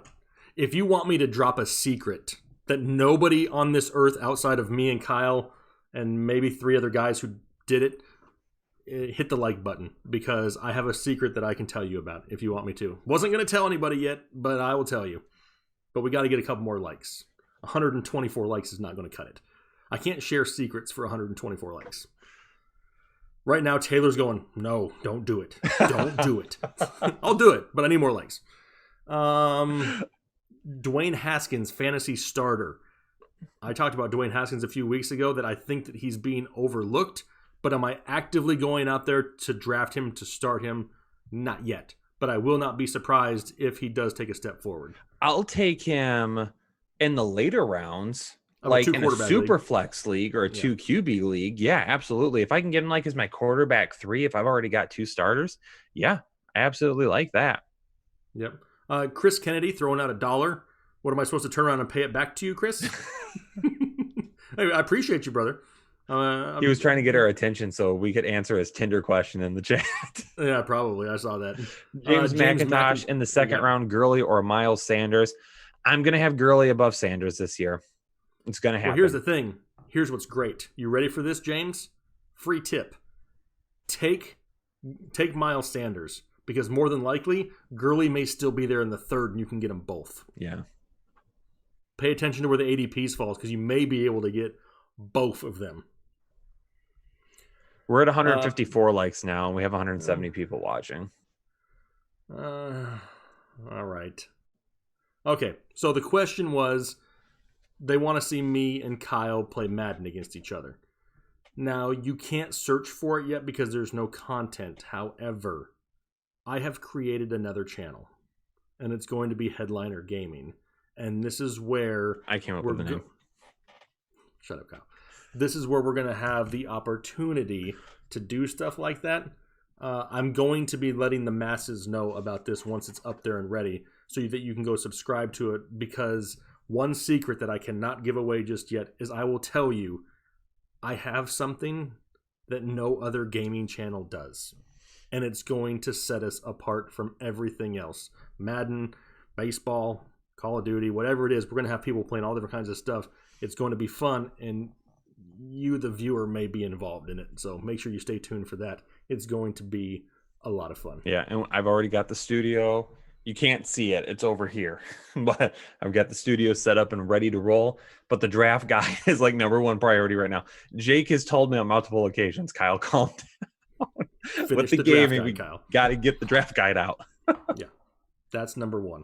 Chris messaged me. As soon as it comes out, I expect you all to go subscribe to it. Everybody. Yes. You better do that. So Chris did send me a message and just wanted to let us know that his super chat question was, Kyle, what's your favorite phrase to whisper? Chris, my favorite phrase to whisper is I love you. Wow. Because when the chat says I love you guys, I like to respond with I love you too. Wow. All right. Well, here's what. You know what? While we're on the verge of other things, answer a question, Kyle, because I got to pull something up. Okay. I'm gonna share a link in the chat that I want everybody to check it out. My goal is running back 1, Chubb, running back 2, Miles Sanders, flex Gurley. That's a great. I would love to roll with that. Matt Tejada, Matt Ryan, or Carson Wentz in redraft. I'll go with Matt Ryan over Carson Wentz this year. Mikey says Xbox or PS. Oh, it's all about that PlayStation Live, baby. All about that PlayStation Live. I had to convince Jake to switch, but AA says, will Alvin Kamara produce when Breeze retires? Probably, but you have to remember too, Kamara's got a contract coming up soon, so he's going to have to be re-signed. Will that happen? We'll have to keep an eye on that and see. Austin says, when is the channel releasing? We're going to be doing content on it, but we have to get the draft guide done first before we can start doing other things. So we'll let you know. Don't worry. It'll probably be June when it happens. It's all created. It's all done. It's all designed. Everything is ready. There's just no content there yet, so you can't find it. Anna says she's taking her like back. I don't like that. I don't like it either. But we've come to this point where it doesn't matter if we like it or not. Anna's going to tell us what she thinks anyway. That's okay. All right, so we have 176 people here watching right now. I'm going to drop a link in the chat. As soon as this show is over, we're going to help out a member of Headliner Nation here, because if you've seen Mac, we've talked about Lone Boner, we've talked about the Single Winger. He's got all kinds of nicknames.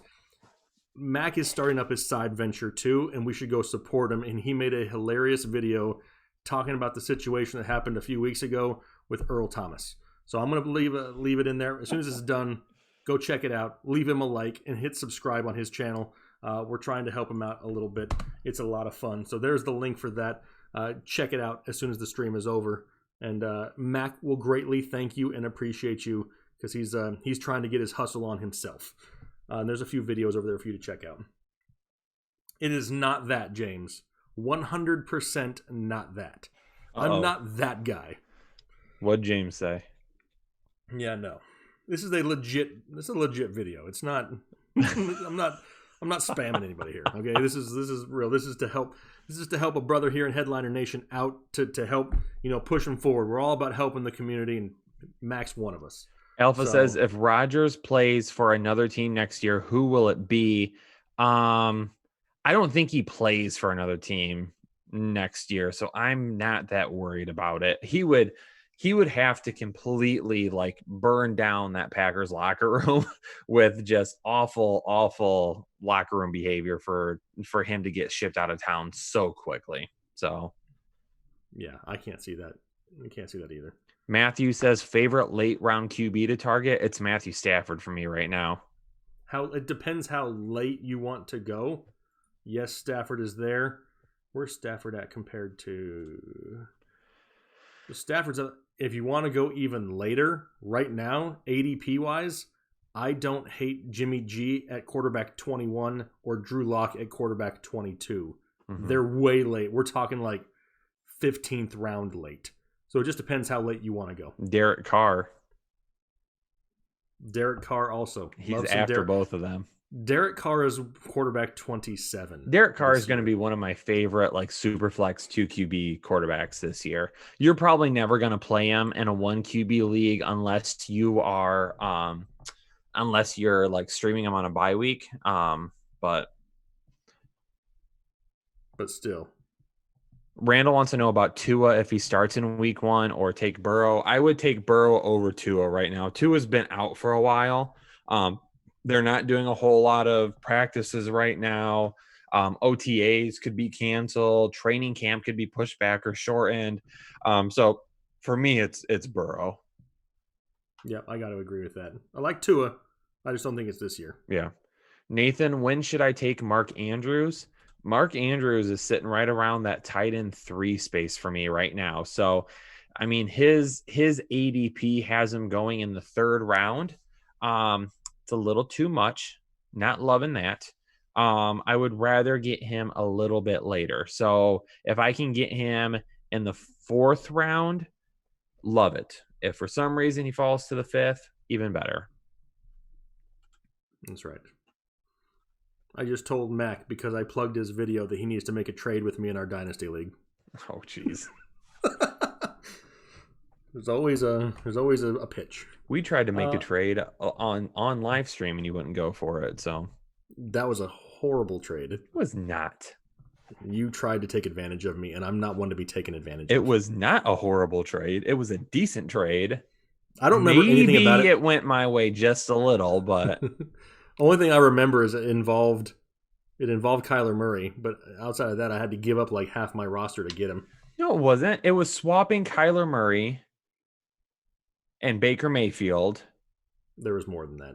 And then I think this was pre-draft. I was giving you Aaron Jones, and I was getting a wide receiver or a running back from you. You wanted Josh Jacobs or somebody, I'm sure. I think it was Jacobs. Actually, you know what? I can probably tell you. I'm going to go look. Yeah, well, let's see here. Mikey said to trade right now. Okay. Let me text Mac. Mac, you're being called out in the chat, Mac. He's there. I know he is. He's watching. He just texted me with a bunch of laughing emojis. Let's see. What do we got here? Is any one Patriot player going to be fantasy gold? I can't say fantasy gold. Kyle talked about James White being a great value earlier. He may be the closest thing. Steelers defense goes number 1 in fantasy, and that's a fact, Xavier. They're 1 or 2. They're going to be up there, absolutely.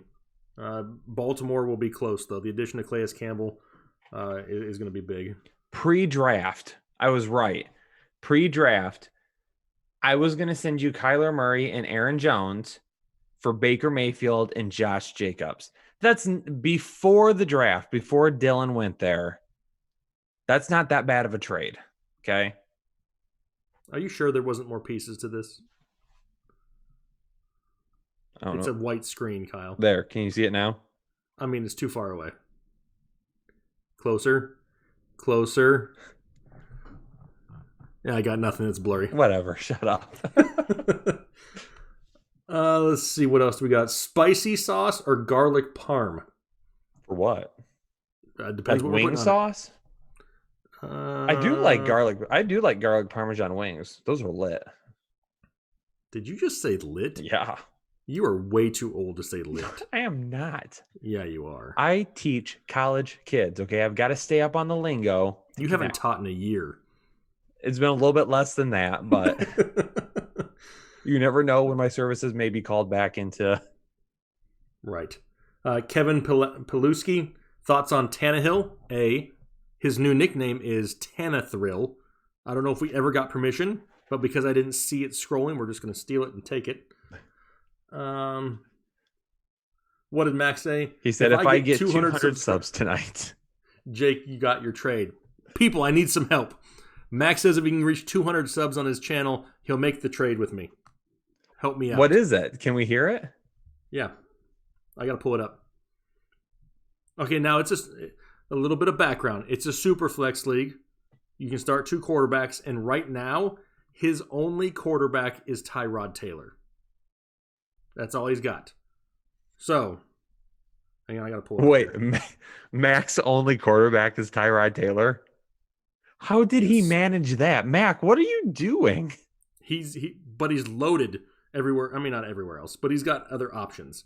So, I proposed to get Julio Jones, and I would give him CeeDee Lamb, Phillip Rivers, and I got to look at the other one. Hang on. It was Allen Robinson. CeeDee Lamb, Allen Robinson, and Phillip Rivers for Julio Jones and Cole Beasley. As an impartial trade mediator here, I don't think that's quite an accept because of Rivers. If Rivers was a little bit of a younger quarterback, I would say roll with it. But he's only got Tyrod. I know. In a super flex league. I know, but I would hate to make a trade like that based on just because I need a quarterback. But you need one. I would rather go look for cheaper quarterbacks elsewhere before I make that deal. Cheaper? He's also getting CeeDee Lamb and Allen Robinson. Okay, and I know, and that's why it's not that bad of a deal, but I've got to have someone other than Rivers. That's the thing. Not happy. I mean, I'll give him Cam. You can have Cam. But Cam, who knows if Cam's going to play? Well, that's why I got to see. I don't even remember. Yes, Mikey, it's Dynasty. Yeah, it's a Dynasty League. Like, if you changed it to Jimmy G, I would take that. Well, of course you would take it. Then I'm giving up way too much. I don't think so. Not for Julio. You're crazy. Jimmy G, Allen Robinson, and CeeDee Lamb. Wow. Yeah, even Anna says impartial my backside. Anna, you know what? You have been... Can you be impartial, Kyle? You're in the league. The trade doesn't affect me one way or another. It does because you want to see me fail. My team's already better than both of you. You are such a liar. No. I'm gonna rattle off my team and Headliner Nation can vote. Okay. So here, all right. Everyone listen to the teams between Jake and I. Listen to the teams real quick, and I'm gonna start with my team. Jake, are you gonna read yours? Yeah. Okay. So my team, Superflex Dynasty League. These are huge rosters, Kyle. People are gonna forget. They're big rosters. Okay. Big rosters. I'm going to talk about my starting lineup and a couple of bench guys. Okay. So my starting lineup right now is Kyler Murray, Saquon Barkley, Alvin Kamara, Chris Godwin, Keenan Allen, Jared Cook, Joe Mixon, Robert Woods, Matt Ryan. And then I've got Jared Goff as my third quarterback. And then just a couple of guys I've got on the bench. I've got Jordan Howard, John Brown, Darius Slayton, and then I've got my big young guy is J.K. Dobbins, and then I have Anthony McFarland as well. So your starting lineup may be better, but I think I have a lot more depth than you. Whatever. Lior said my team's better. Well, Lior's not getting paid this month either. Perfect. Let's see here. Everyone's already saying I win. Let's go, people. That's right. Yes. No. You don't even know. Miguel says that team is lit. That's right, Miguel. It is lit. It's a 12-team league, right? Or is it only 10? It's 12. It's 12 team. It's 12 teams. Yep. So right now, wow. I don't even know why you're dancing. You didn't even set your lineup last year and finished almost last. Nobody knows what you're doing. Wow, that happened. Anyway, can I read my team yet or no? Go ahead. You and I are talking after this because what? I'm pretty sure I beat you every time we played last year. Right? I just got water in my nose. Yeah. Okay, go ahead. Okay. All right. So Baker Mayfield, Josh Jacobs, Melvin Gordon, Tyreek Hill, Allen Robinson, Darren Waller, Brandon Cooks, Christian Kirk, Jimmy G, and then on the bench, some of the guys I got: Phillip Rivers, Latavius Murray. Rashad Penny ended up sucking. I got Old Man Fitzgerald. I got Mecole Hardman. Young guys, I got Alexander Madison, CeeDee Lamb, Jonathan Taylor, and tight end Cole Kmet. I mean, there's some solid depth there. It's your boy. What's your boy? Rich in the house with the superior team. It's not. Last year's standings say otherwise, that your team was lost every time we played. My team was awful last year because I did lose Barkley and I stopped accidentally paying attention at one point because I always missed waivers because the guy who runs the league for us set the waivers up at such a weird time. Josh, if you're out there, it's He's like not. Monday morning. Nathan Mirren says trash team, no depth. I wouldn't say it's... I didn't even read you every name. How do you know that? He doesn't even know the whole team.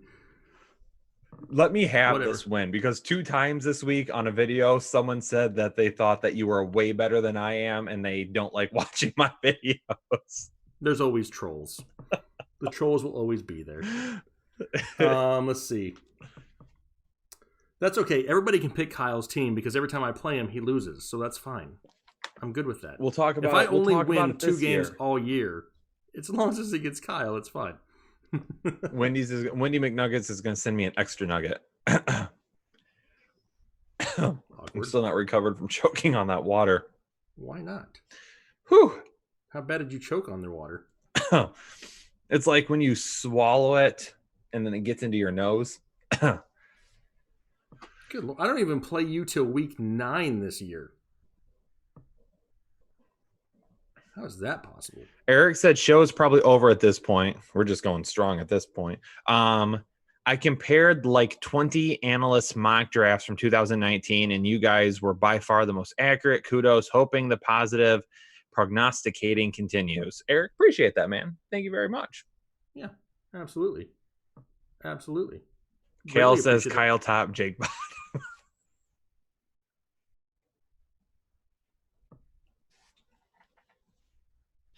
Oh my God. I'm never going to let you live this one down. My head. Who has more chips, Kyle or Jake? That Mac was the first year last year. Mac won it. So neither one of us have any in this league. It was the first year of it. Need Upside hopping into the chat. Good to see him around. Matching butt tattoos. I already told Highlander Nation, when we get to like 10,000 Patreon supporters, I will tattoo Tight End Whisperer right on my rear end. I'm not kidding. Watch it. I will video it and put it on YouTube. Let's see. A couple more and then we're getting out of here. It's almost 2 hours now. Good point, Anna. Or Anna. Oh, I called her Anna again. My bad. Wow. Let's see. Jay and Smith, see you. Appreciate you. Oh, Jay is back this week. What's going on? Jay in Japan. Japan back in the house. Jay took care of people last week. Oh, yeah, he did. Both your teams sound good, honestly, and you'll never know. Season always has twists because of injuries. Absolutely. Absolutely. And if I can get Julio on my roster like I'm trying to get, all of a sudden, it looks even better. So don't even. But I'm not giving up Jimmy G. Because I like Jimmy G. Way more than everybody else likes Jimmy G. Can you tell me one other person that likes Jimmy G? Are you the only one? Give me one other person that likes Jimmy G. I like him. Not in fantasy football. You're never on that bandwagon. James says, what is MVP for Patreon? So MVP is $25 a month, 20. right? Did I say that correctly? 20. $20 a month. And that gets you access to our MVP chat. So we have a chat over on Twitter with all of our MVP people. I'm in it. Jake's in it. All of our writers are in it. So we're always around and ask questions.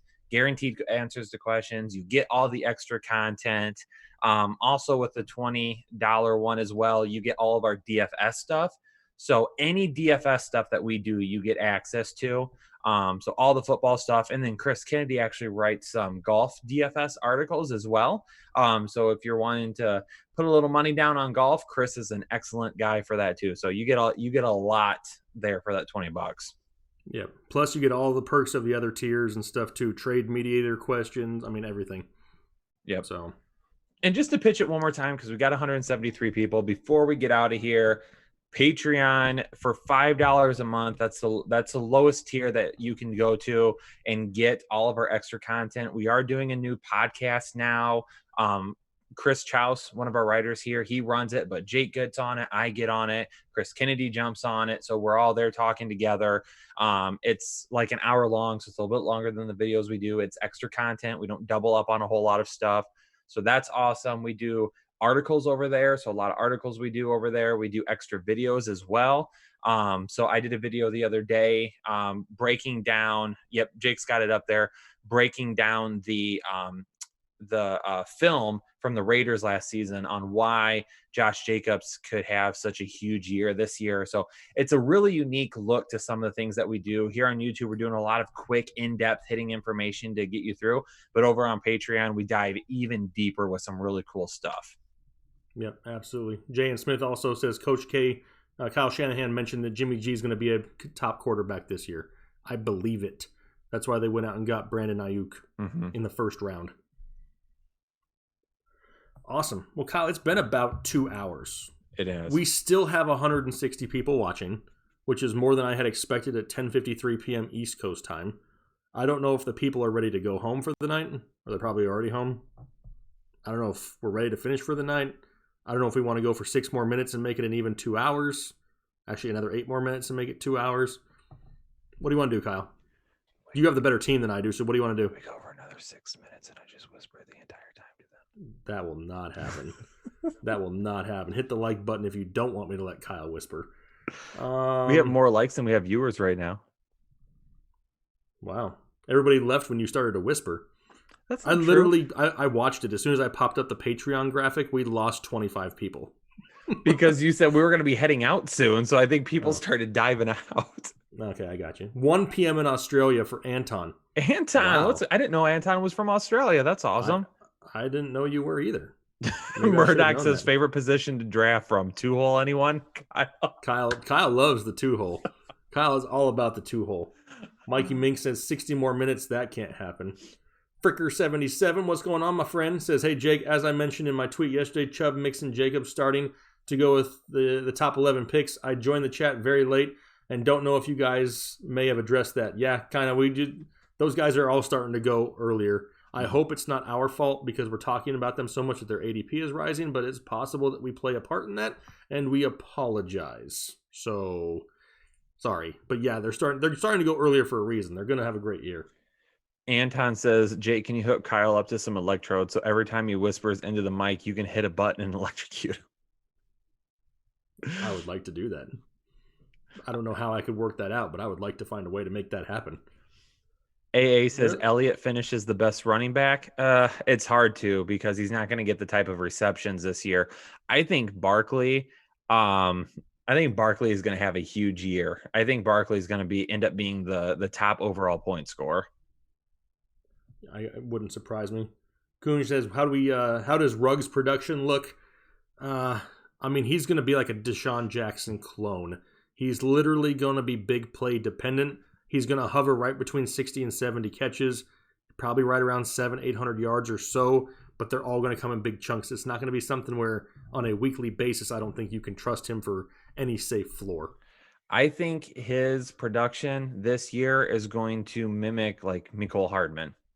And what we saw out of him. Like, yeah, you might get some games here or there where he scores some big points, but it's going to be because like he had like an 80-yard touchdown or something crazy like that. I think it's going to be the huge plays that end up keeping him afloat. What's going to happen is he's going to go undrafted in a lot of leagues, and he's going to go out there and he's going to score like 30 points in week 3, and he will be the number 1 waiver claim of the week, and then he's going to go out the next week and score like 2.5 points. Mm-hmm. Yep. That's how I see Henry Ruggs this year for fantasy football. Yep. Let's see. A couple more thoughts on Baker. It's a bake sale this year. I think he's going to have a bounce back year. He has a better opportunity this year. If he doesn't produce anything this year, then we can write him off. But last year was kind of a dumpster fire altogether. Ruggs or Renfro? I liked Renfro before the draft. Then they added Ruggs, and I just don't know if he sees enough consistent volume either. I mean, you have to be like a 14-team league at the end of it to worry about either one of them, in my opinion.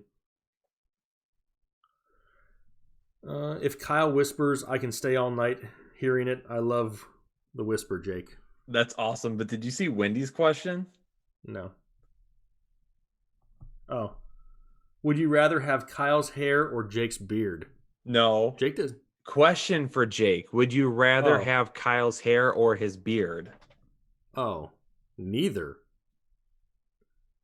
Why would I want either? That's a lie. It's not. I could see you say no to the beard because you can grow one yourself. I could grow it if I wanted it. Who would not want this magnificent flow? I would. Mm-hmm. I'm waiting for this to continue to fall out so I can just not to cut it anymore. Mm-hmm. Okay. Jay and Smith, I just logged on. You guys rock. Jay, you rock. I'll get up earlier next week, but just your thoughts. I have Superflex team that has Patty and L-Jax and Jimmy G. What you all think? That's awesome. Mm-hmm. Running backs include Mixon, Sanders, and Cook. Between the running back and quarterback position for a Superflex league, you're going to win just based on that. Your wide receivers could suck. Yeah, I mean... What happened? I'll get to it in a minute. We're going to finish with Jay and Smith first. Okay. But, I mean, having Patty and L-Jax in a Superflex is lights out the best you could have. Jimmy G is just like an embarrassment of riches at this point. With Mixon, Sanders, and Cook, hopefully you have some solid running backs. If you have a wide receiver with a pulse at this point, you are a contender, my friend. You have pieces everywhere. And if you don't, you may be able to swing Jimmy G and get yourself a solid wide receiver if you need it. What I was going to say is that Kyle uses the lawnmower. Kyle used the lawnmower 3.0 on his beard. Well, what's funny about it is Kyle doesn't realize that the lawnmower that he has is the one that I used and then sent to him. Oh, that's awesome. So yeah. Mikey said that Chris's hair is better than mine. Bull. Chris's hair is not better than mine. Whatever. Yeah. No. Wendy's McNuggets wants to know if you threw away the David Johnson jersey. Oh, no. No, but you do notice Jake, for my birthday, got me the sweet Keenan Allen jersey that I've been eyeing for quite some time. One of my favorite players. Such a fire jersey. Lit, as the kids like to say. To go with Amari Cooper. Aaron Donald's down here now. David Johnson is hiding in the house right now because I'm actually going to send it to someone from Headliner Nation that asked a while ago about it because David Johnson's his favorite player. So I'm going to send it to him. There you go. That's what we do. I can't believe you've given me so much crap tonight, and I gave you an autographed jersey for your birthday. Do you expect anything else? Not really. Okay, thank you. Not a whole lot. Hazelnut said we should go until we hit 200 likes. Well, we're just about 2 hours right now, and we're 27 likes short. So I don't think we're going to hit 200, which is sad to my soul. My heart hurts because of it. What does this say? Saw the Allen jersey. Can we see it close up? I don't know how easy you can take it off the wall. Oh, you're going to move your camera. This can't be a problem. This isn't like, this is going, that, everybody. Oh, look at that. Our viewers dropped to 4. Yeah, you can see it right there on the 1. There it is. That's what I do. I send people things for their birthdays. I'm a thoughtful guy, right? Kyle? You are a thoughtful guy. Okay, good. No, I was waiting for something. You're so Do we awesome. think Lamar Jackson will regress this year? Well, he can't go much higher than he did. So I don't want to say there's nowhere to go but down, because his down may not be that bad, but it's hard to get any more.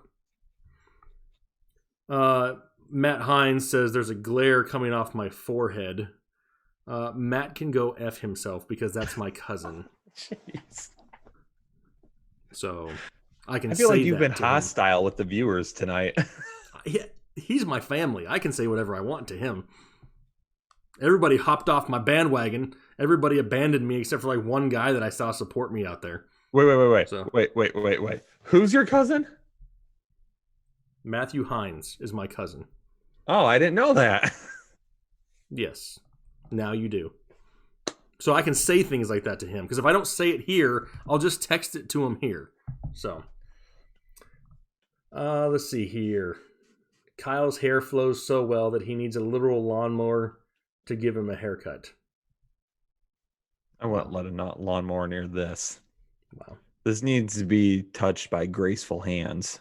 Mikey Mink says his birthday is tomorrow. Devontae Adams, please. I have an autographed Devontae Adams jersey. We just gave one away too a couple weeks We just ago. gave one away during the draft. Or during the draft, yeah. Michael asks, is Tyler Lockett worth picking at 4.1? Nope. Yeah. No, thank you. Pass.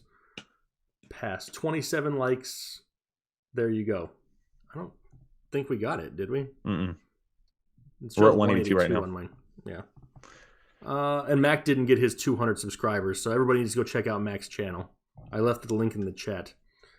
But all right, Kyle, it's been 2 hours. We've been here 2 hours, 1 minute on a Saturday night, just hanging out with the community. Hopefully you guys enjoyed it. Hopefully you had some fun. Hopefully we were able to bring a little bit of laughter and a little bit of fun to your night so you could finish your weekend strong. Kyle is posing. Look at Julian Martinez. The video intros have been hella fire. Hashtag hella fire. Been nailing the intros lately, not gonna lie. Feeling pretty good about it. Yours will always be the best. I give that to you. I thought I was going to get a little backlash on one of them this week. I didn't, which I'm thankful for, because I didn't ever mean anything to, mean the wrong thing. But we have fun with it. We appreciate it. We love hanging out with the community. Hopefully you guys enjoyed it too. Videos dropping almost on the daily.